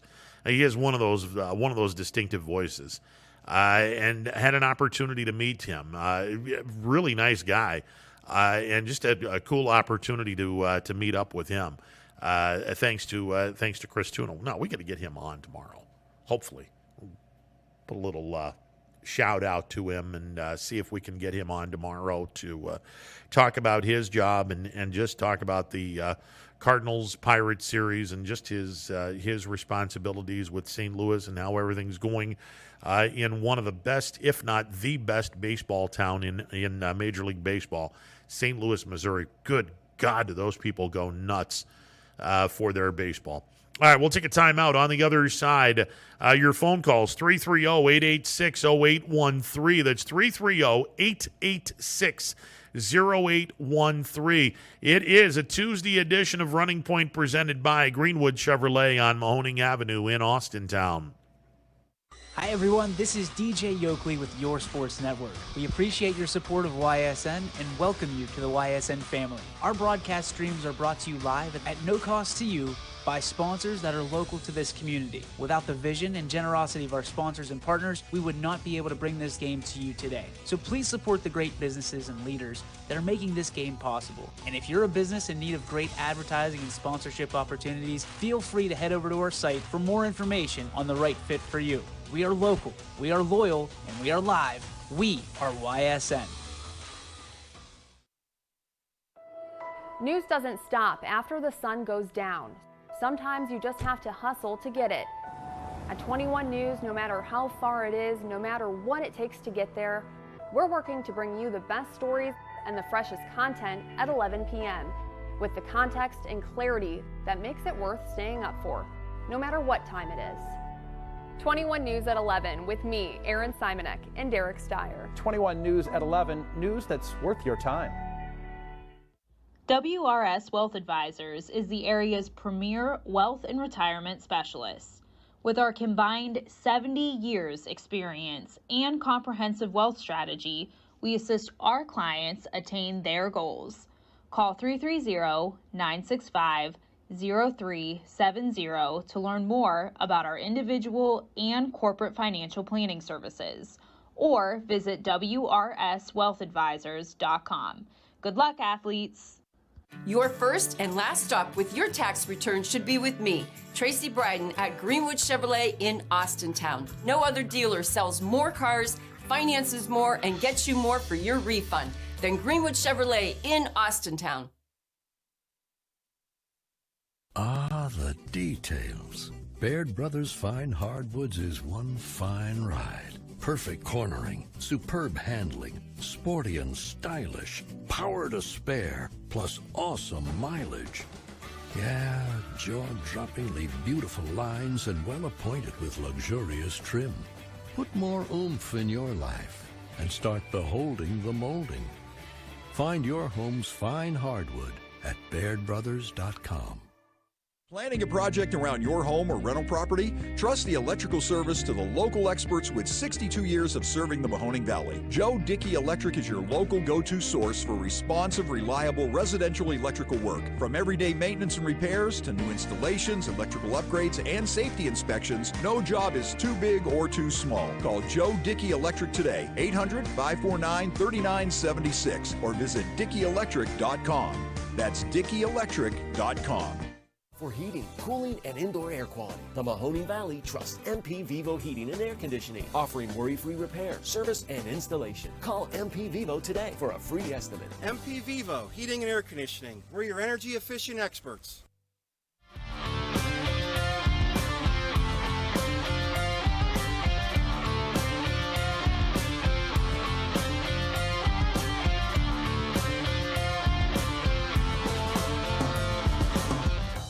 If you're looking for a new Ford vehicle, why shop anywhere else but Tri-State Ford? Choose from our great selection of new Ford models. Plus, we've got you covered with our exclusive Tri-State Ford Advantage. It includes a 10-year, 200,000-mile warranty with your new Ford. Come see why so many customers from the Tri-State area buy their new Ford at Tri-State Ford. Customer focus, community driven. Tri-State Ford East Liverpool or visit tristateford.net. Welcome back to a Tuesday edition of Running Point. Coming up in about 13 minutes, we will hear from the skipper of the YSU baseball program, Dan Bertolini. He'll be joining me at 2 o'clock on the MP Vivo Heating and Air Conditioning Hotline. Penguins sweeping Bellarmine out of Louisville, Kentucky, a very new Division I baseball team. As a matter of fact, I believe that's their first year in Division I.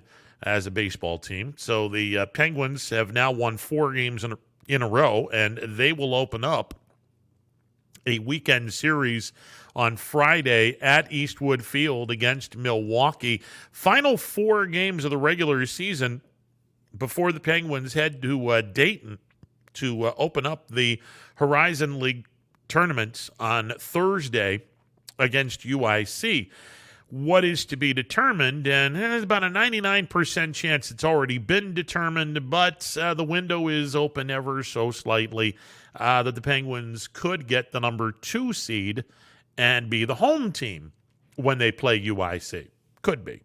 In order for that to happen, Northern Kentucky would have to sweep UIC, and the Penguins would have to sweep Milwaukee.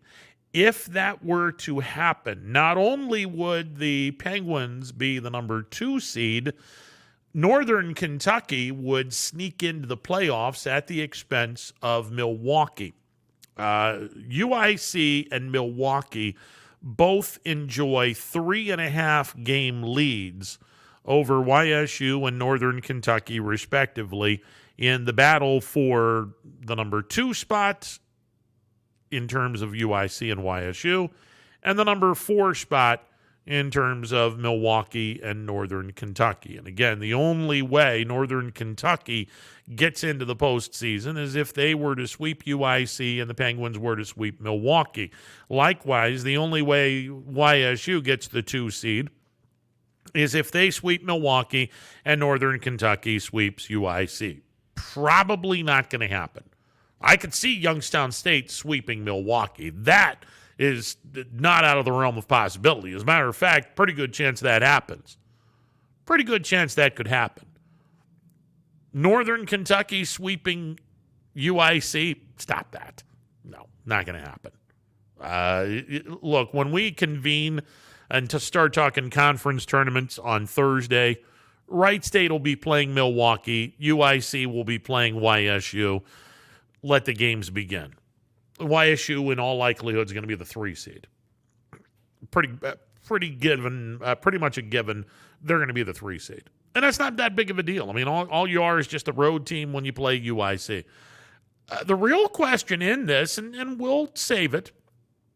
We'll save it for next week when we have when we have our conversation next Tuesday with Dan Bertolini. Obviously, when you get into conference tournament play and you're taking on UIC, well, Colin Clark has had a lot more success against UIC than Colin Floyd. And Colin Floyd has had a lot more success against Wright State than Colin Clark. So do you pick your ace in the second game in hopes that Colin Clark can continue his mastery of UIC? And if that's the case, well, then you have your ace against Wright State in the winner's bracket. Well, if it backfires, okay, you have your ace to pitch in the loser's bracket game, in all likelihood against Milwaukee. This is where, if you think too much about it, you could wind up losing on Thursday 2 times without pitching your ace, which would be absurd. Absolutely absurd.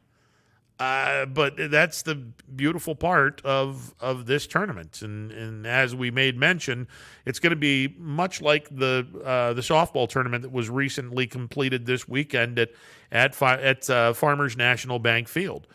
You'll have 1 versus 4 as the first game, 2 versus 3 in the second game, and the 2 losers in the 2 games will play each other in the third game. So when the evening is over, you'll have 2 teams undefeated and 1 team with 1 loss. Day number 2, the 2 undefeated teams will play each other in game 1. And in game 2, the loser of that undefeated matchup will play the lone loser left in the loser's bracket. By the end of the day, you will have 1 undefeated team and 1 team that has 1 loss. And then in day 3, which would be Saturday, game 1 would be the undefeated team playing the 1-loss team. If the undefeated team wins, they're your conference champion. If the 1-loss team wins, then you have one final game, winner take all. And we've made mention of this. You could be knocked out of the tournament on Thursday. The day of the tournament, you could be knocked out within one day, having lost 2 games. Robert Morris was the unfortunate softball team that had that happen to them. Youngstown State knocked off Robert Morris, and then UIC defeated Oakland. Oakland beat Robert Morris. So at the end of the first day in the softball tournament, Oakland was the team that had 1 loss. YSU and UIC were the 2 undefeated teams. And then on Friday, that was a dark day for YSU. They lost to UIC. And then they turned around and lost to Oakland, and the undefeated team now had 2 losses, and they were out of the tournament. And on Saturday, UIC, the undefeated team, took on the 1-loss team in Oakland, and they didn't need to play a second game because UIC beat Oakland again, and UIC goes to the NCAA tournament as the representative for the Horizon League, and they were the 3 seed. Keep that in mind. The 3 seed won the softball tournament. If you're a Penguin fan, you'd like to see lightning strike twice and have the 3 seed win the baseball tournament. Because if it's the 3 seed, it's a really good chance that it's Youngstown State. And look, we've been talking about this. YSU, the thing that makes the Penguins dangerous, and look, I'm not going to say they're the favorite because they're not.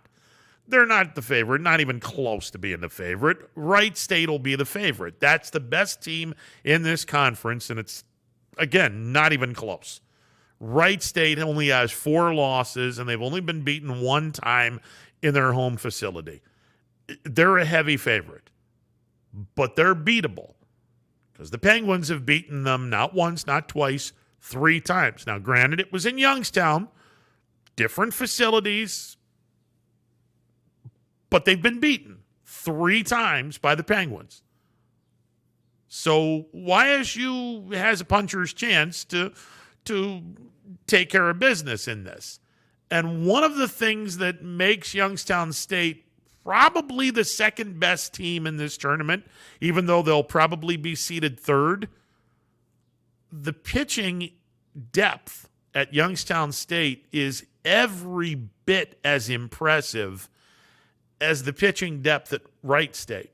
And I would say that YSU has a substantial advantage along with Wright State. They both have a substantial advantage in terms of pitching depth over UIC, Milwaukee, and Northern Kentucky. Not that Northern Kentucky is going to be in this tournament. They probably won't be. Again, the only way they can do it is if Northern Kentucky sweeps UIC and the Penguins sweep Milwaukee. If that scenario were to happen, not only would Northern Kentucky be in the tournament, YSU would then be the 2 seed. And they'd be home, quote unquote. They would be the home team in their first round matchup against UIC. Probably not going to happen. Not that Youngstown State can't sweep Milwaukee. I think there's a good chance they can. I don't think there's a chance in hell Northern Kentucky sweeps UIC, even though the games are going to be played at Highland Heights, Kentucky, just across the river. I don't think there's a chance in hell that Northern Kentucky sweeps UIC. So that's why I think Milwaukee is going to be the 4th team, and the Penguins are going to get the 3rd seed, and they'll play UIC. We know they're going to play UIC. It's just who's going to be the home team. Well, I'm pretty sure that the Penguins will wind up being the 3 seed. And that's not a bad thing. Again, okay, you're not going to be home for the first game. Honestly, I think Youngstown State is a better team than UIC, and I think they'll polish off UIC. Ultimately, what do you do against Wright State? And that's where the tournament could swing in the right direction for the Penguins. And if you throw Colin Clark in the first game, and you have Colin Floyd, the ace of the staff, in the second game, that's a gamble. But if it's a gamble that pays off, holy Toledo. Your ace against Wright State, you got a shot. You got a damn good shot. But that's next weekend. That's a week away. This weekend, the Penguins are playing Milwaukee, and we will chat with the skipper of the YSU Penguins, Dan Bertolini. That is coming up at the top of the hour.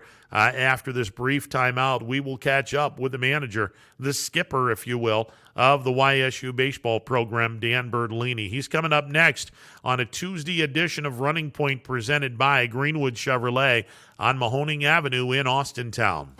New things happen all day. Some are good, some not so good. In today's complicated world, while you're busy working, playing, and living life, we're busy helping you make sense of the day's news. And there's only one place where it comes together with clarity, context, and accountability. It's 21 News at 6 with me, Madison Tromler, and Derek Steyer. 21 News at 6. It's what the day's news really means to you.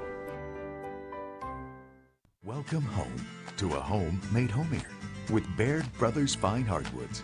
Inspiration starts at BairdBrothers.com and is turned into reality when high-quality hardwoods are delivered right to your home.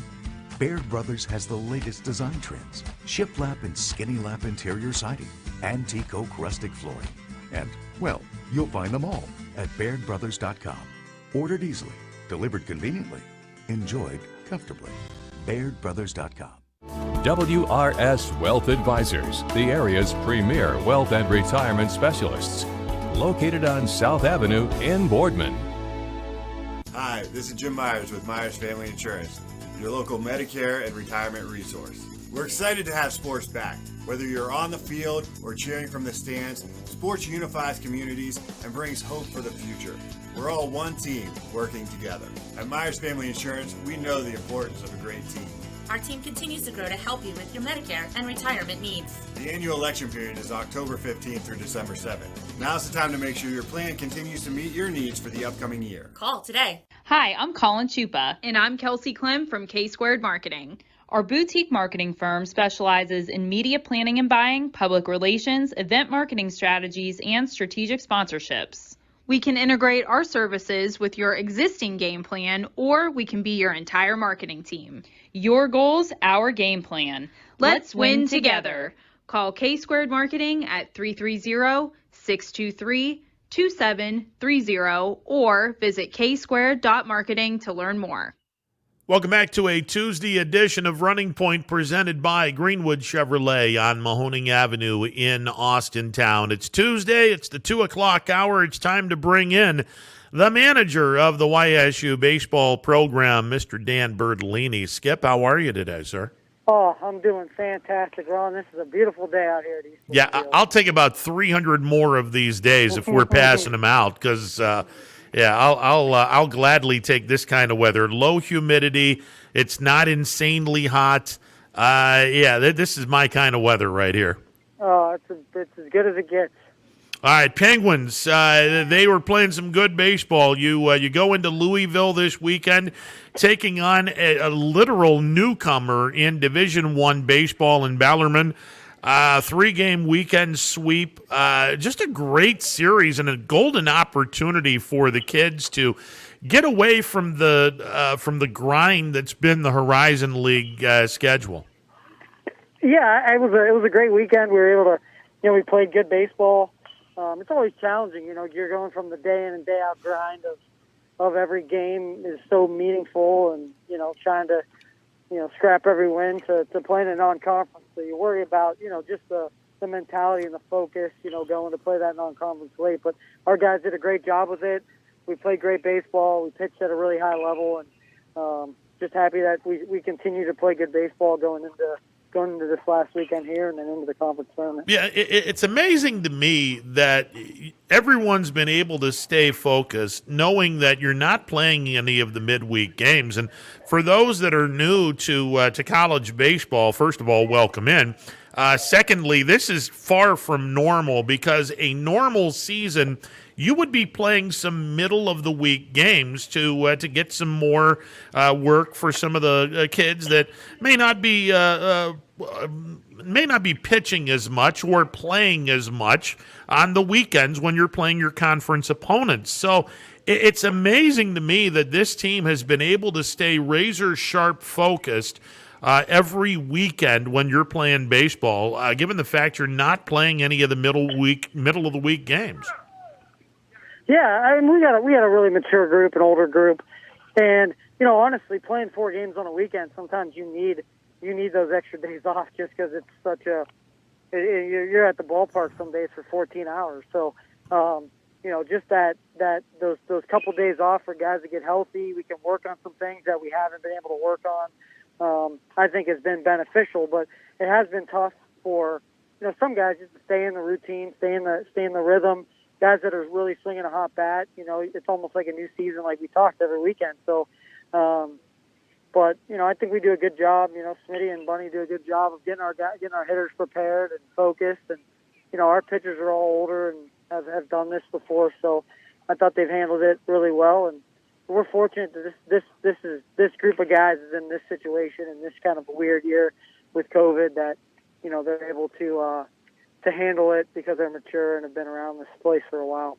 Dan Bertolini, the YSU skipper, joining me on the MP Vivo Heating and Air Conditioning Hotline. I'm curious, has the Horizon League said anything about possibly having this kind of a schedule moving forward where you do away with your middle of the week games and play a 4-game weekend series and once or twice during the weekend cycle you would step away from the Horizon League and play an out-of-conference opponent?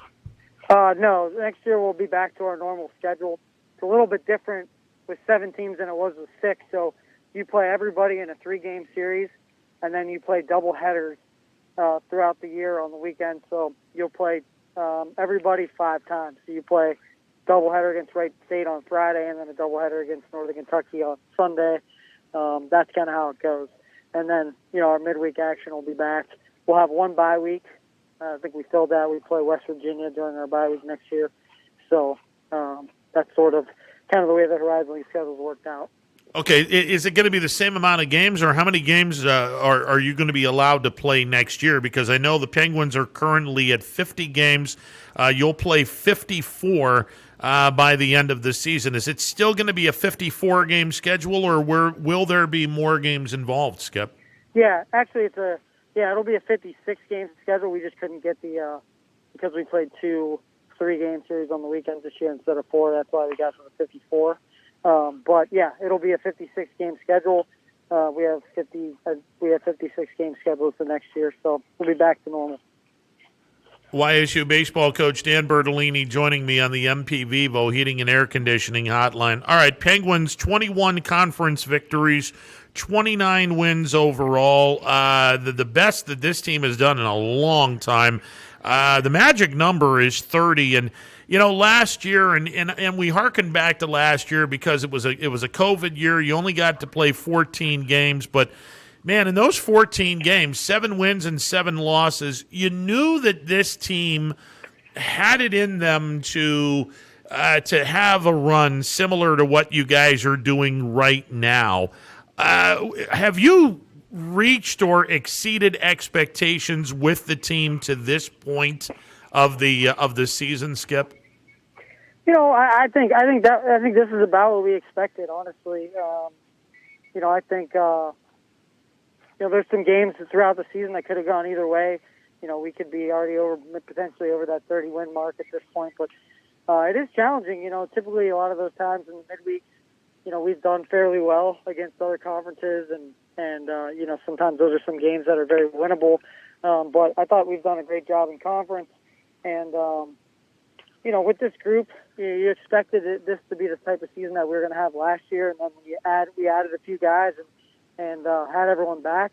We felt like this is where we were supposed to be. We played probably the toughest Horizon League schedule of anyone having to play, the Wright State twice, UIC twice, Milwaukee twice. That's a lot of the other teams in the top part of our league didn't have to do that schedule. So we feel really good with where we're at, and hopefully we'll continue to win. I think get to that 30-win mark. I don't think there's a player on our team that was alive the last time that the Penguins won 30. So it's a pretty special achievement for this group, and hopefully we'll be able to find that W this weekend, and hopefully a couple more, and get rolling going into the tournament.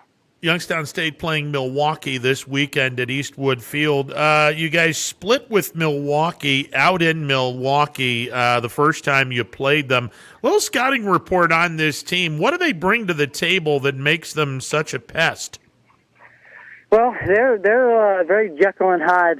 You don't know always what you're going to get from them. Scott Duffick does a great job there. He's been there for a long time, and their teams are always well coached and well prepared. But we had 2 games at the end of that series where we held leads late in the game and weren't able to kind of put those games away. We felt like those maybe were some games that got away from us. But they have a couple good starting pitchers that really give teams trouble. Alex Fry's a really good arm.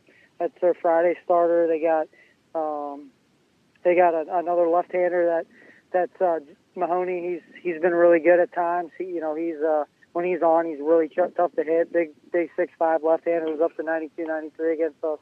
And they got scrappy guys throughout their lineup. The Krause kid hit a couple big home runs against us. Mitch Bubon's been there. Feels like, I'm sure they say the same thing about our guys, but feels like he's been there forever. So, they're just a solid for their way to get into the number 4 spot as well. So every game's going to be a dogfight, and we got to be ready to do it. Youngstown State playing Milwaukee this weekend. We made mention the only way the Penguins can get past UIC at this point were the possibility of sweeping Milwaukee and Northern Kentucky sweeping UIC. If that were to happen, the Penguins would then finish 1/2 game better than UIC, and Northern Kentucky would finish in a much better place than Milwaukee. Yeah, it's interesting to kind of come down to the end like this. We're really just focused on playing good baseball. If it happens, it happens. Either way, we're going to be playing UIC in the first round. So, the only advantage you get there is being the home team. So, we'll be ready. We don't want to overlook anything. This weekend's important, and then we'll get to the conference tournament when we get there. But we have to really focus this week on trying to get better, trying to improve on some things that we've been working on here the last week or two, and just continue to improve. That's really what this is about. Well, that begs the question, Skip. You guys are on a 4-game winning streak. You're closing in on the 30 wins overall. You're 29 and 21. What are you looking for in terms of improvement this weekend? In what ways are we looking to improve this team as you're 4 games away from the conclusion of the regular season and getting into the postseason? Well, I think just really trying to focus on our 2-strike approach. Continue with that because we know it's going to be challenging in the tournament. You got to be able to hit with 2 strikes and 2 outs. I was really proud of our guys on I believe it was Saturday. It all started with a 2-out base hit, 2 outs, nobody on, 2 strikes. Lucas Vasanti pokes a single to right field, and next thing you know, we score 5 runs in the inning. Just a bunch of 2-out hits, 2-strike hits. That's really where it's going to be. So focus on that. Continue to play good defense. Try to line up our arms so we're healthy, and we got a couple guys banged up, so just trying to get those guys healthy and ready to go for the stretch run. Yeah, the injury factor. I mean, you're starting to run out of time. I mean, the last weekend of the season, and then 9 days from today, you'll be opening up the Horizon League tournament, taking on UIC. Whether or not the Penguins are the home team, that's to be determined. But we definitely know the Penguins will be playing UIC 9 days from today. Do you anticipate this team being completely healthy and good to go 9 days from today? Yeah. Most of the stuff that we have, are just typical bumps and bruises that go on throughout the season. Just trying to get those guys in the training room and be 100% for those last few games and hopefully play really well. And never know what happens. All you got to do is play well in the Horizon League tournament, and anything can happen. How tough is it? And you've played this game, and you played this game at the collegiate level. How tough is it if you already know your destination's already been predetermined? look, you already got your opponent, and it ain't changing whether you win 4 or lose 4 this weekend. How tough is it for a player to stay focused on the games at hand and not have one eye toward the conference tournament coming up next weekend? Well, I think hopefully two things. One, if we learned anything from last year, is that you can't take anything for granted. Every time we get an opportunity, and that's what I stressed to them last weekend, is, the most important games of the season are the ones that we're playing right now. Is the game that we're playing, because you're not guaranteed tomorrow. So you have to make sure that, you give everything you have. And that's part of baseball. Like, you have to respect the game, you have to respect your opponent, and you have to, give it your best effort every single time you're out here.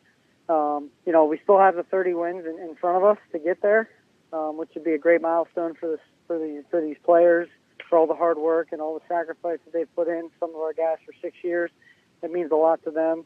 We also have an opportunity to have the most wins ever here at Eastwood Field in a season. I think 18 is the most, and we have 16 right now. So, it gives us an opportunity to be the best team that's ever played here at Eastwood Field, which would be pretty special. So there's still a lot out there, and our guys are, it's like professional baseball. Our guys are like professionals. They know that there's hopefully for many of them there's a lot of baseball beyond this, and each day is an opportunity to get better and have a chance to improve. So I'm sure our guys will be focused. We love playing at home. We'll have a great crowd. It's supposed to be a beautiful weekend. We need to pack Eastwood, support our guys, and hopefully continue on the good baseball here at Eastwood. Dan Bertolini, our guest on the MP Vivo Heating and Air Conditioning Hotline. Penguins taking on Milwaukee. A single game on Friday, doubleheader on Saturday, single game on Sunday as we close out the regular season.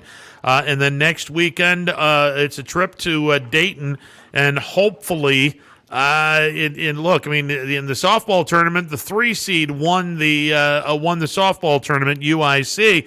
Hey, if the Penguins are the 3 seed, let's have lightning strike twice, and we win the Horizon League tournament and go to the NCAA tournament.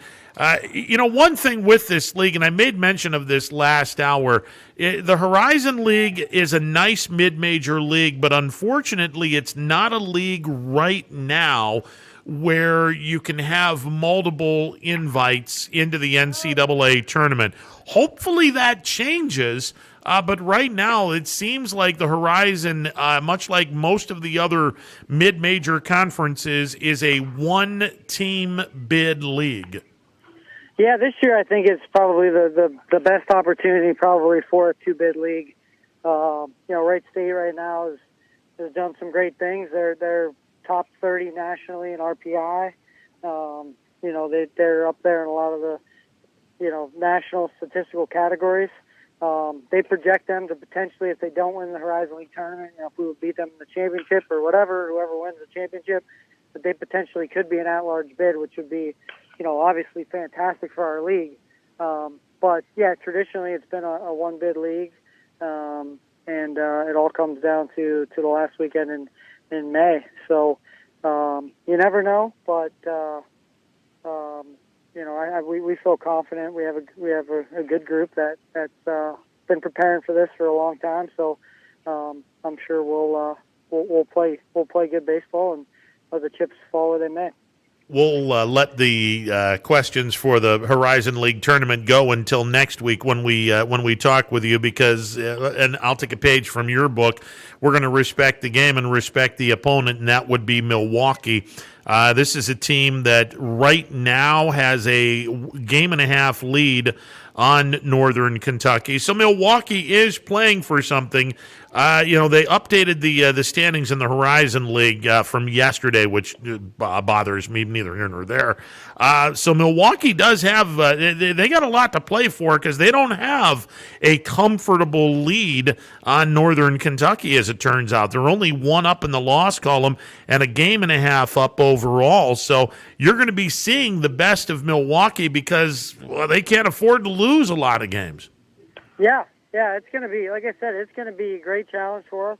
We wanted to get ourselves prepared for tournament baseball, and this is going to be a great opportunity for that. They're playing for their Horizon League lives, and we're playing to continue to win and play good baseball and set some records here at Eastwood. And so, looking forward to a great series.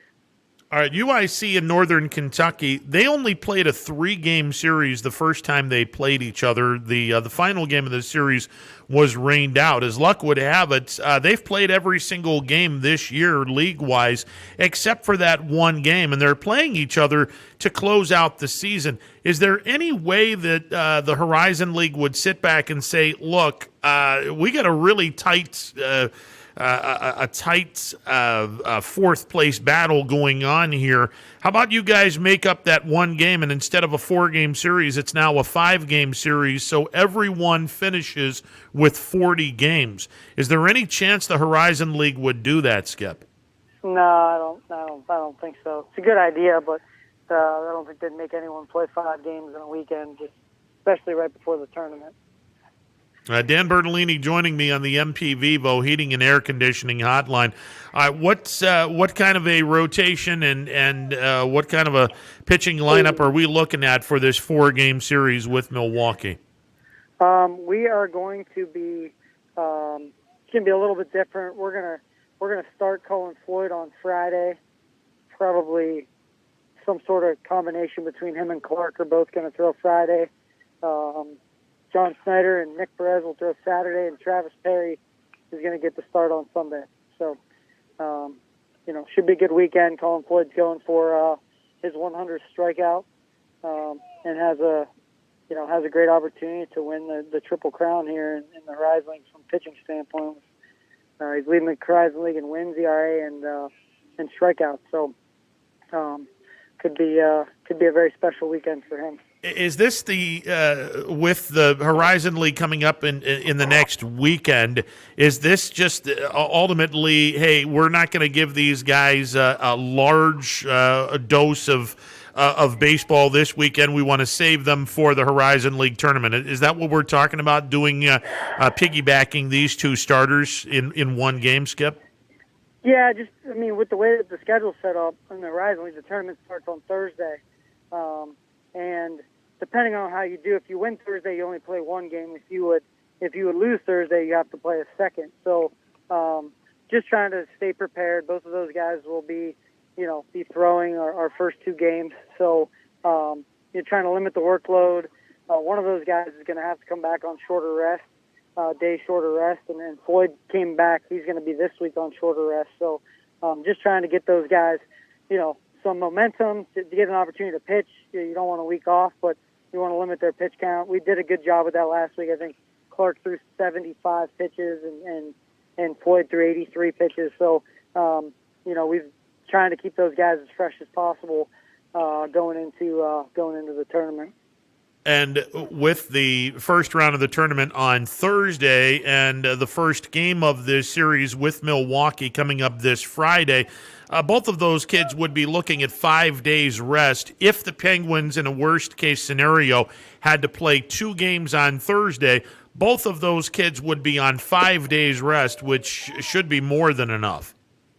Yeah, that's just the way, for whatever reason, typically we've played the last series Thursday, Friday, Saturday. This year they moved it to Friday, Saturday, Sunday. Just trying to keep those guys as fresh as possible, probably keep them in the 65, 70 pitch range, make sure that they're ready to go for the tournament. And John would be, hopefully, if things work out, then John Snyder's on normal rest for that weekend. Yeah, Richie Giuliano and I were talking yesterday about the Horizon League tournament, and the fact of the matter is the team that comes out of the Horizon League is going to be a team that has a really, really good depth. And that just tells me, this is, for my money, and there's not much of it, by the way, but for my money, it's all about Wright State and Youngstown State, because I think the 2 best teams in terms of pitching depth, and frankly, I don't think it's even close, is Wright State and Youngstown State. The other 3 teams that are a potential, the 2 teams, or 1 team that's in, and the 2 teams fighting for a playoff spot, UIC, Milwaukee, and Northern Kentucky, they don't have the pitching depth that YSU and Wright State has. And I think that if we're talking a long-term explosion of tournament baseball, my bet is Wright State and Youngstown State playing each other for the right to go to the NCAA tournament. Well, I mean, UIC has been a great team all season. They have, 2, 3 really capable starters. I mean, Jacob Key's been a Horizon League Pitcher of the Year, and he's been right there this year with Floyd for that award. So he's not an easy guy to hit. I think he's got a 186 opponent average against. He makes it really difficult. Their number 2 starter was out for half the year with some injuries, pulled a lat, and he's been really good. He shut us out here at home. So anybody in this league, they all have very capable starters. It's a matter of kind of getting into the bullpen. That's where the difference is, and I think any of them.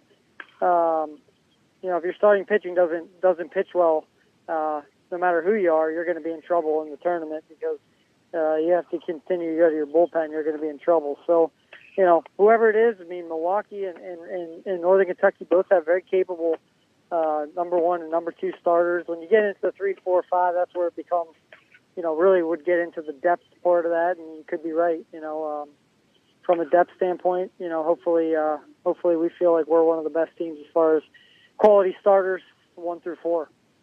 Skip, before we let you go, I mean, this has been such a fun season. The Penguins 21-15 in conference play, 29-21 overall. Look, I mean, we've talked about how great Colin Floyd is. The everyday players haven't had the league-wide pub that they should. And now, I mean, there's more than a handful of your guys that I'm really hoping get some serious consideration for first-team All-Horizon League when it's all said and done, because you got some guys that are swinging some pretty mean sticks right now. Yeah, we, from top to bottom, I think we're as good as anybody in the Horizon League as far as our lineup goes. And, Don Bucko, Jeff Whaler, Phil Glasser, Turner Graw, Blaze Glenn, those guys have had, really fantastic years. Caruso behind the plate. You can really look at it from, they're all up there in hits and runs and RBIs and batting average. And so it's going to be really competitive to see who gets all conference. It's going to be tough. There's a lot of guys that have put up some good numbers this year. So, but I think from a consistency standpoint and against every single team in our league, I think our guys have done a great job being consistent all year long, and really, getting hits when they mean the most. It's a lot easier to hit when it's, when the game's out of control, when you got to get the big hits in the big situations. I put our guys up there with anybody. I know it's hard to not look forward to 2022, and obviously as a manager, you certainly don't want to do that. But I'll tell you what, the future looks so bright for this program. You've done a phenomenal job of recruiting, and we're seeing kids that haven't seen playing time at Youngstown State that will burst onto the scene next year and still lay claim to an everyday job. You've certainly got some talent that we've not seen this year at Youngstown State, and that's a testament to what you and your coaching staff have done recruiting wise, Skip. Yeah, we our staff does a great job evaluating and trying to get the right guys that fit our system and fit in what we're trying to do, fit in Youngstown, and really you look at it and our entire starting lineup minus our third baseman and our catcher can potentially be back next year. There's some pretty good guys that could be here. I'm sure, hopefully, we'll hear a couple of those guys' names called in the MLB draft. But we'll continue. Good teams continue to reload. They don't rebuild. They just reload. And we're going to bring in some more quality guys. We've got a good group coming in for next year. And we'll continue to add to that here in the next couple of weeks. And we'll continue. That's what it's about: sustained success. And I think we're in a good position for that. Yeah, and there's always the chance that some of those kids could be playing at Eastwood Field later this summer with the Scrappers as part of the draft league. Yeah, Colin Floyd's going to be playing in this league, and I'm sure we'll have maybe another guy or two at some point get in this league. So, we have guys in the Cape Cod League, in the Coastal Plains, Great Lakes, Prospect League. So we got guys that's playing all over this summer, and hopefully we'll hear a couple of those guys playing in minor league baseball this summer. So, we'll be focused here and now, baby. This is where it's at. Yeah, that's with all due respect, and all of that sounds good. I don't want to see any of these kids until sometime in June, because I'd love to see this team make a deep run in the NCAA tournament, win the Horizon League. Let's get into the field of 64, and while we're at it, let's get into the Super Regionals. That would be great. That sounds like a plan. All right, Skip, all the best to you, and good luck this weekend against Milwaukee, and look forward to seeing this team this weekend. Sounds good, Ron. Thanks a lot. You got it. Dan Bertolini, the manager of the YSU baseball team, joining me as he does every Tuesday at this time on the MP Vivo Heating and Air Conditioning Hotline. Give me a timeout. We're back in a bit. It's a Tuesday edition of Running Point presented by Greenwood Chevrolet on Mahoning Avenue in Austintown. Your first and last stop with your tax return should be with me, Tracy Bryden at Greenwood Chevrolet in Austintown. No other dealer goes the extra mile to bring you the largest selection of vehicles at one convenient location. With guaranteed credit approval, I will find you the right vehicle and the right financing options for you.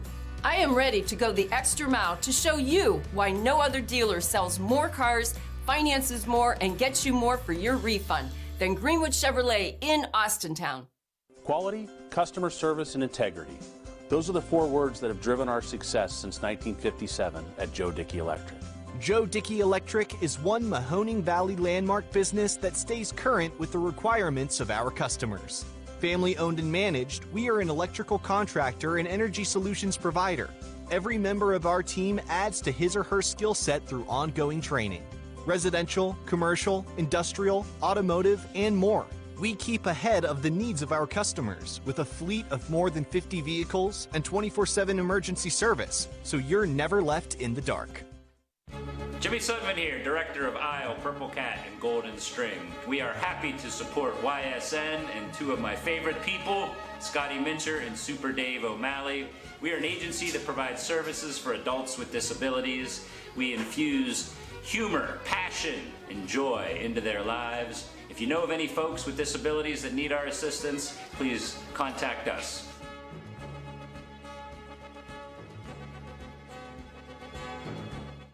Your teams work hard and give it all they've got. Well, so does ours, because 21 Sports and YSN give you extra effort when covering local sports. 21 Sports and YSN, winning coverage of our Valley's teams.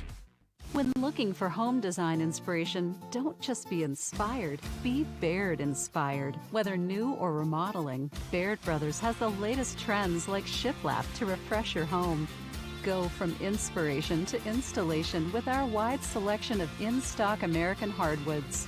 From the rustic charm of antique oak to the warmth of traditional cherry, Baird Brothers has what you need to make your home inspiring. Baird Brothers, our family's heritage, your family's home.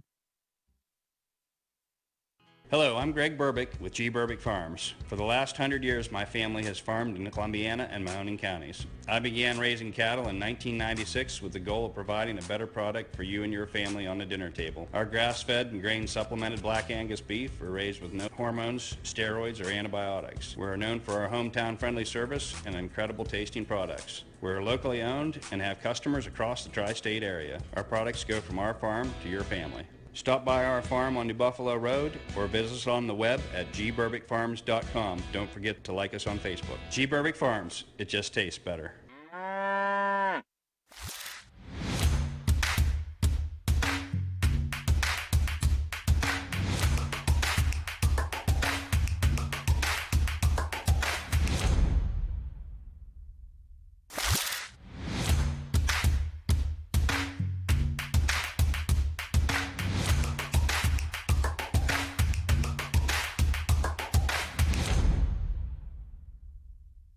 This is Tommy Clem, owner of WRS Insurance Solutions. WRS Insurance Solutions is a local independent agency that specializes in life, Medicare, long-term care, and disability products. Call us at 330-953-3722 or visit us at wrsinsurancesolutions.com to learn more. Good luck to all the student athletes in the Valley.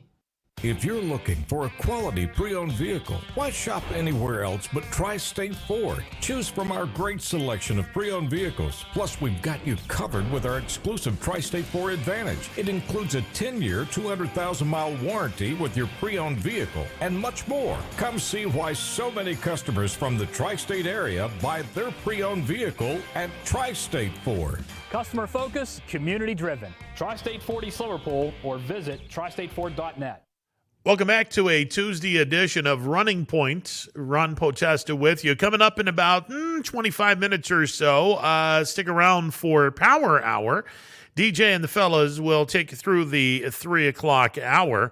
Meanwhile, the MP Vivo Heating and Air Conditioning Hotline open for business. 330-886-0813. That's 330-886-0813.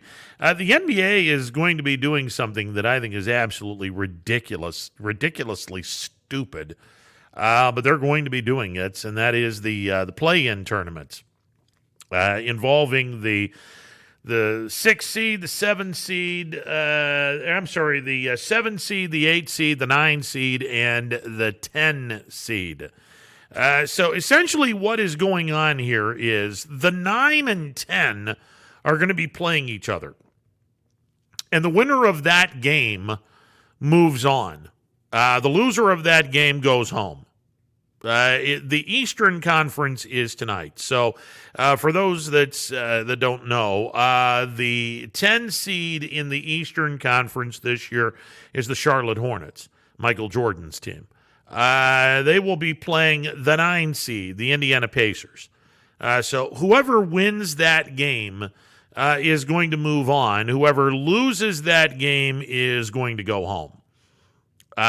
Indiana's a 2-point favorite in that game, by the way.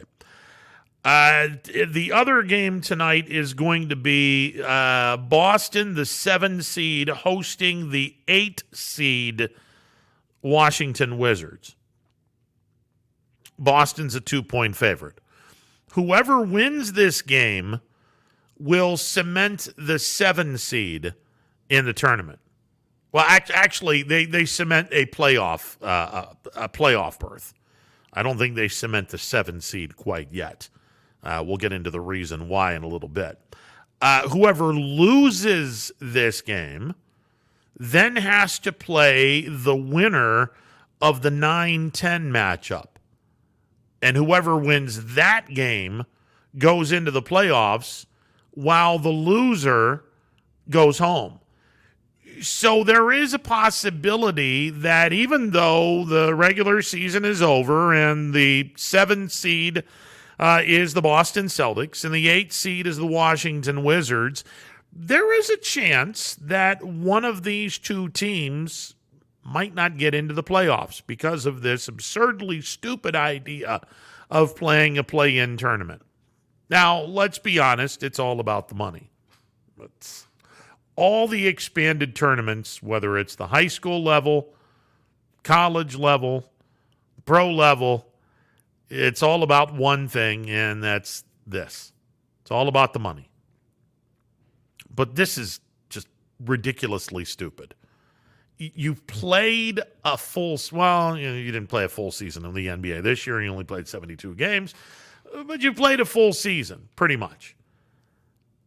What are you doing? Why are you doing this? Why are you cheapening the regular season to the point of, let's let everyone get into this? I'm surprised the Cavaliers aren't playing in this play-in tournament. It's stupid. You've played enough games. Okay, you have your top 8, be done with it. Just have your top 8 and be done with it. If and when Major League Baseball decides to go with 32 teams, and this just in, they're going to. It might be a few years, but there's going to be expansion in Major League Baseball. One would guess that Montreal is going to be getting a Major League Baseball team, and the other city may very well be Portland. It may very well be Nashville, although Nashville might get their hands on the Oakland Athletics before it's all said and done. There's also talk, and right now it's talk probably from disgruntled Indians fans that think that the Dolan family is Satan reincarnated. There's people in Cleveland that think, well, the Indians, they're going to leave and they're going to go to Nashville because the stadium lease is up at the end of the 2022 season and the TV deal is up at the end of the 2022 season, and this is the perfect storm, and the Indians are going to leave and they're going to go to Nashville. Slow it down. There's another team in far worse shape than the Indians that's probably going to go to Nashville before the Indians do, and that would be Oakland. But believe me when I tell you, Major League Baseball is going to expand. Within the next 5 years, you'll see 32 teams in Major League Baseball. Expansion means money. And the point in all of this is, once you get to expansion, Major League Baseball is going to do exactly what the National Football League has done. And they'll go into 4 divisions, 4 teams in each division, and you'll have the playoffs. And at that point, hopefully, based on 162 games, hopefully, Major League Baseball won't fall into the trap of, hey, let's have playoffs out the wazoo. No. Here's the thing. The NBA, the NHL, and Major League Baseball play more than enough games to the point where they should probably have 4 teams in the postseason. Now, you can get away with 8. In the NBA, you can get away with 8. In the National Hockey League, you can get away with 8 because they play 82 games. Major League Baseball, you're playing 162 games. You're not going to see 8 teams and no playoffs. That won't happen. In a perfect world, if Major League Baseball does in fact expand and they do in fact have 4 divisions of 4 teams each in each division, you just have the divisional winners, your 4 divisional winners, and there are no wild cards. You got to win your division because, well, all you got to do is beat 3 other teams and you win your division. Shouldn't be that hard. You'll have the 4 teams. Because in a 162-game schedule, you really shouldn't have a lot of teams in the postseason because, well, you've got a long regular season. The cream rises to the top in a 162-game schedule. You shouldn't have very many playoff teams. In a 16-game NFL schedule, now 17, and let's be honest, it'll be 18 before we know it. Okay, you can see 8 teams. You could see 8 teams and have 1 versus 8 and 2 versus 7 and 3 versus 6, 4 versus 5. I could see that happening. If it's an 18-game season, I can see 8 teams and having that 1-game playoff. But, I kind of like where it is right now in the National Football League, where the top seed, hey, we're not playing. We're getting a bye. Okay, I can live with that. But that's, the NFL is 16, 17-game schedule right here. The NBA and the NHL are at 82 games, and that's a little bit higher. And that, therefore, hey, we can get away with playing 8 teams, and nobody gets a bye. Even if you're a divisional winner, you don't get a bye, but you get the lowest seed. Okay, I can deal with that. I love what the NHL's doing right now this year, given the fact that you've only played teams in your own division. You broke each division up by 8 teams. And you're playing each other 7 times apiece, 56 games. All right, I'm down with that. That's a fantastic idea. And then you have in your own division 1 versus 4, 2 versus 3. I love what the NHL has done. Absolutely love it. Now, are they going to do it next year? Hell no. Everyone will go back to the Eastern Conference, Western Conference, have your own divisions, and go from there. It'll be fun. And the Canadian teams will mix in with the American teams. But this year, I like what the NHL has done. I mean, they thought outside the box, and this is a great idea. By the way, Penguins are in a little bit of trouble. And they could be in a whole lot of trouble if they don't win tonight. Penguins taking on the Islanders. Game 2 of the best-of-7 series in Pittsburgh. That is a 7:30 start tonight with the Islanders. Look, I had said last week, before we put Tom Callahan on the air, I had said, hey, this, no problem. Penguins in 5, maybe in 4. Penguins get a gentleman's sweep, and they knock off the Islanders. Tom Callahan came on this show and said, no. This can be a tough series. Because Barry Trotz is a hell of a good coach, and he's a defensive-oriented coach. And defensive-oriented coaches tend to get under the skin of a team like the Penguins that has a lot of firepower. Penguins are in some serious hot water if they lose tonight. I'll be real curious to see the game tonight in Pittsburgh. Lightning and Panthers, the other Central Division matchup. And then the Western Division matchup, Minnesota taking on Vegas. Vegas down 1-0. They're in a similar situation with Pittsburgh. Home ice gone. And if they lose to the Wild, now you're looking at a really, really uphill battle because you got to go to Minnesota down 2-0.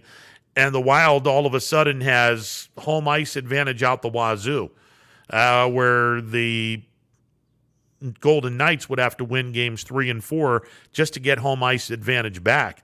Same with the Penguins. If Penguins lose to the Islanders tonight, then the Penguins are down 2-0. They go to the Island down 2-0, and the Islanders, hey, if they lose one game, that's okay. We still have home ice advantage. If the Islanders were to split with the Penguins up 2-0, they take a 3-1 series lead back into Pittsburgh. Fine by them. They still have the advantage. All right, 330-886-0813, the MP Vivo Heating and Air Conditioning Hotline, open for business. So that's what's going on in the NHL. Flames and Canucks battling it out. Their season is long gone. The Canadian playoffs don't start. I believe they don't start until Thursday, if I'm not mistaken. I believe the Canadian playoffs start on Thursday. Because no, actually it'll be on Wednesday. Winnipeg and Edmonton will kick it off on Wednesday, and then on Thursday, the Canadians and Maple Leafs will be playing. So hopefully, when it's all said and done, everyone will be on equal ground after the first round. But again, Penguins. I don't want to say this is a must-win for the Penguins tonight, but it's damn close. They're going to need to take care of business with the Islanders. We'll see what happens. Islanders up 1-0 in this series. Game 2 in the Berg tonight. We'll see if the Penguins can get even. If they don't, boy, oh boy, this could be tough. All right, we've talked about the tournaments going on. Again, Division 1 and Division 4 is the first round of the sectional baseball tournaments. In softball, D2 and D3, your district semifinals will be happening. Let's take a timeout. On the other side, we will get to the games and the games on the network tonight as well. We'll take a final timeout, be back with more on this Tuesday edition of Running Point on ysnlive.com. No matter what the weather, be prepared with a reliable, efficient Rude gas furnace or air conditioner from MP Vivo Heating and Air Conditioning. Call your energy efficient expert, MP Vivo, today for a free estimate. Here at MP Vivo, we rely on Rude, and so should you. in storm season. I think we're under the gun for some heavy storms over the next couple of hours. And Storm Tracker 21 is ready. This is probably the one we're keeping a closer eye on. On air. And locally, we're going to have a lot of eyes on our area. Online. All right, let's talk high-risk futurecast and the timing of this weather. On social media and on our app. Rain will come and go tomorrow. There'll be some dry intervals. Stay ready with Storm Tracker 21. The severe weather threat now through around sunset this evening. Myers Family Insurance knows the importance of a great team. Our team continues to grow to help you with your Medicare and retirement needs. The annual election period is October 15th through December 7th. Now's the time to make sure your plan continues to meet your needs for the upcoming year. Call today.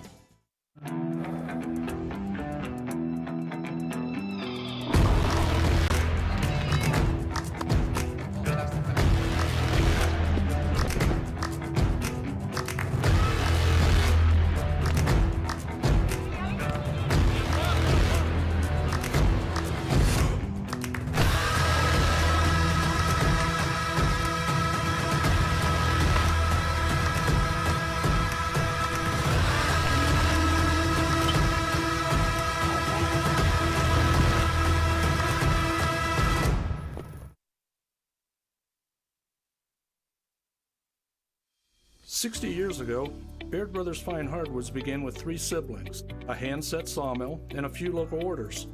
And while business has certainly changed over the years, what has not are our principles of hard work, craftsmanship, and commitment to quality. At Baird Brothers, we're proud to put our name on the products we create, from moldings and doors to flooring and lumber. Thank you for 60 great years. We look forward to 60 more. Baird Brothers, for the place you love." At Hubbard Chevrolet, Hubbard can help you get the financing you need regardless of your situation. I'm Tony Page, and I've helped thousands of customers in Northeast Ohio and Western Pennsylvania buy a vehicle. Bad credit, no problem. I can get you approved for a low-interest loan and maybe even a low-payment lease on a new car at the #1 Chevy dealership in Trumbull County for 3 years in a row. Visit HubbardChevy.com to get pre-approved or come see me, Tony Page, to get a new vehicle today. Remember, folks, Hubbard can help. Hi everyone, this is DJ Yoakley with Your Sports Network. We appreciate your support of YSN and welcome you to the YSN family. Our broadcast streams are brought to you live at no cost to you by sponsors that are local to this community. Without the vision and generosity of our sponsors and partners, we would not be able to bring this game to you today. So please support the great businesses and leaders that are making this game possible. And if you're a business in need of great advertising and sponsorship opportunities, feel free to head over to our site for more information on the right fit for you. We are local, we are loyal, and we are live. We are YSN.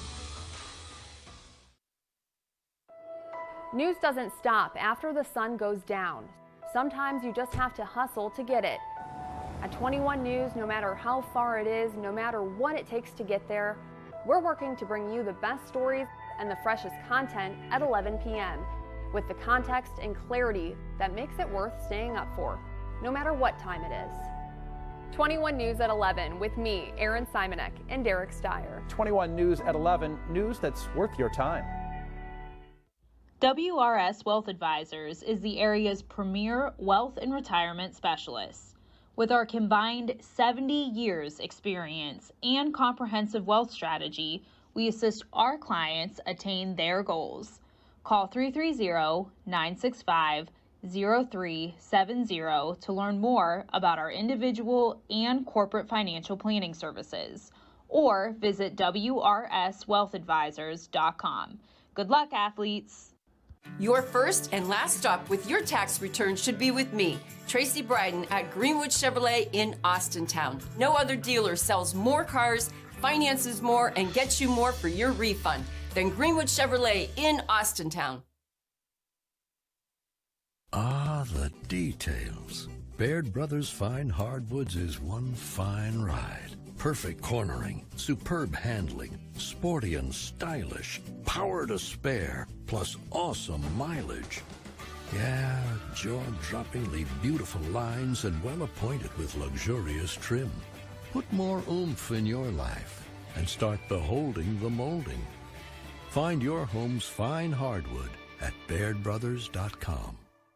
Planning a project around your home or rental property? Trust the electrical service to the local experts with 62 years of serving the Mahoning Valley. Joe Dickey Electric is your local go-to source for responsive, reliable residential electrical work. From everyday maintenance and repairs to new installations, electrical upgrades, and safety inspections, no job is too big or too small. Call Joe Dickey Electric today, 800-549-3976, or visit DickeyElectric.com. That's DickeyElectric.com.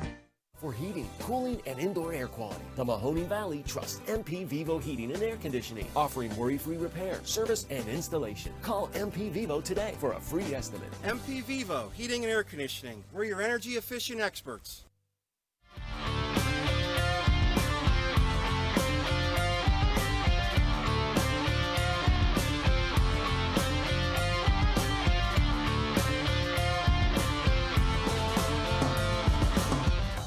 If you're looking for a new Ford vehicle, why shop anywhere else but Tri-State Ford? Choose from our great selection of new Ford models. Plus, we've got you covered with our exclusive Tri-State Ford Advantage. It includes a 10-year, 200,000-mile warranty with your new Ford. Come see why so many customers from the Tri-State area buy their new Ford at Tri-State Ford. Customer focus, community driven. Tri-State Ford East Liverpool or visit tristateford.net. Welcome back to a Tuesday edition of Running Point. As we get set to close up shop, let us tell you what is going on the network today. We have a free broadcast, one baseball game. It's a regular season game, and it is a league game. So Boardman will be going to Canfield to take on Canfield. That is a 5 o'clock start. That is a league game in the All-American Conference Red Tier.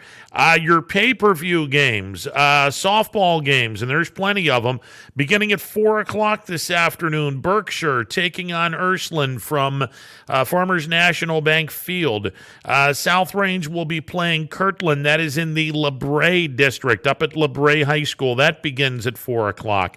At 5 o'clock today, Marlington is taking on Girard in the D2 districts, and that is up in Hubbard.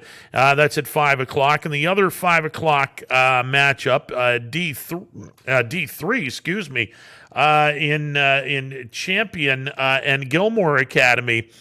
That's going to be beginning at about 5 o'clock.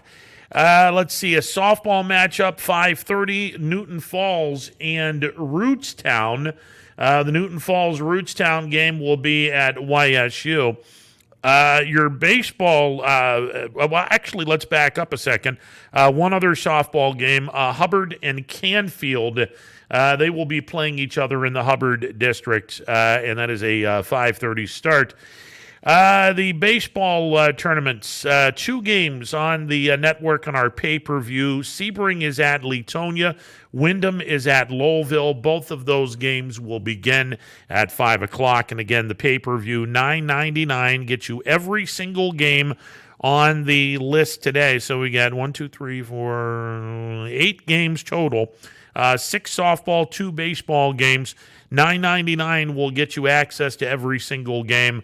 And that is our pay-per-view wall, which is up during the tournaments. That'll do it for the show. We'll talk to you tomorrow. Anthony will be in. We'll talk tomorrow, noon to 3. It'll be a Wednesday edition of Running Points presented by Greenwood Chevrolet on Mahoning Avenue in Austin Town. Power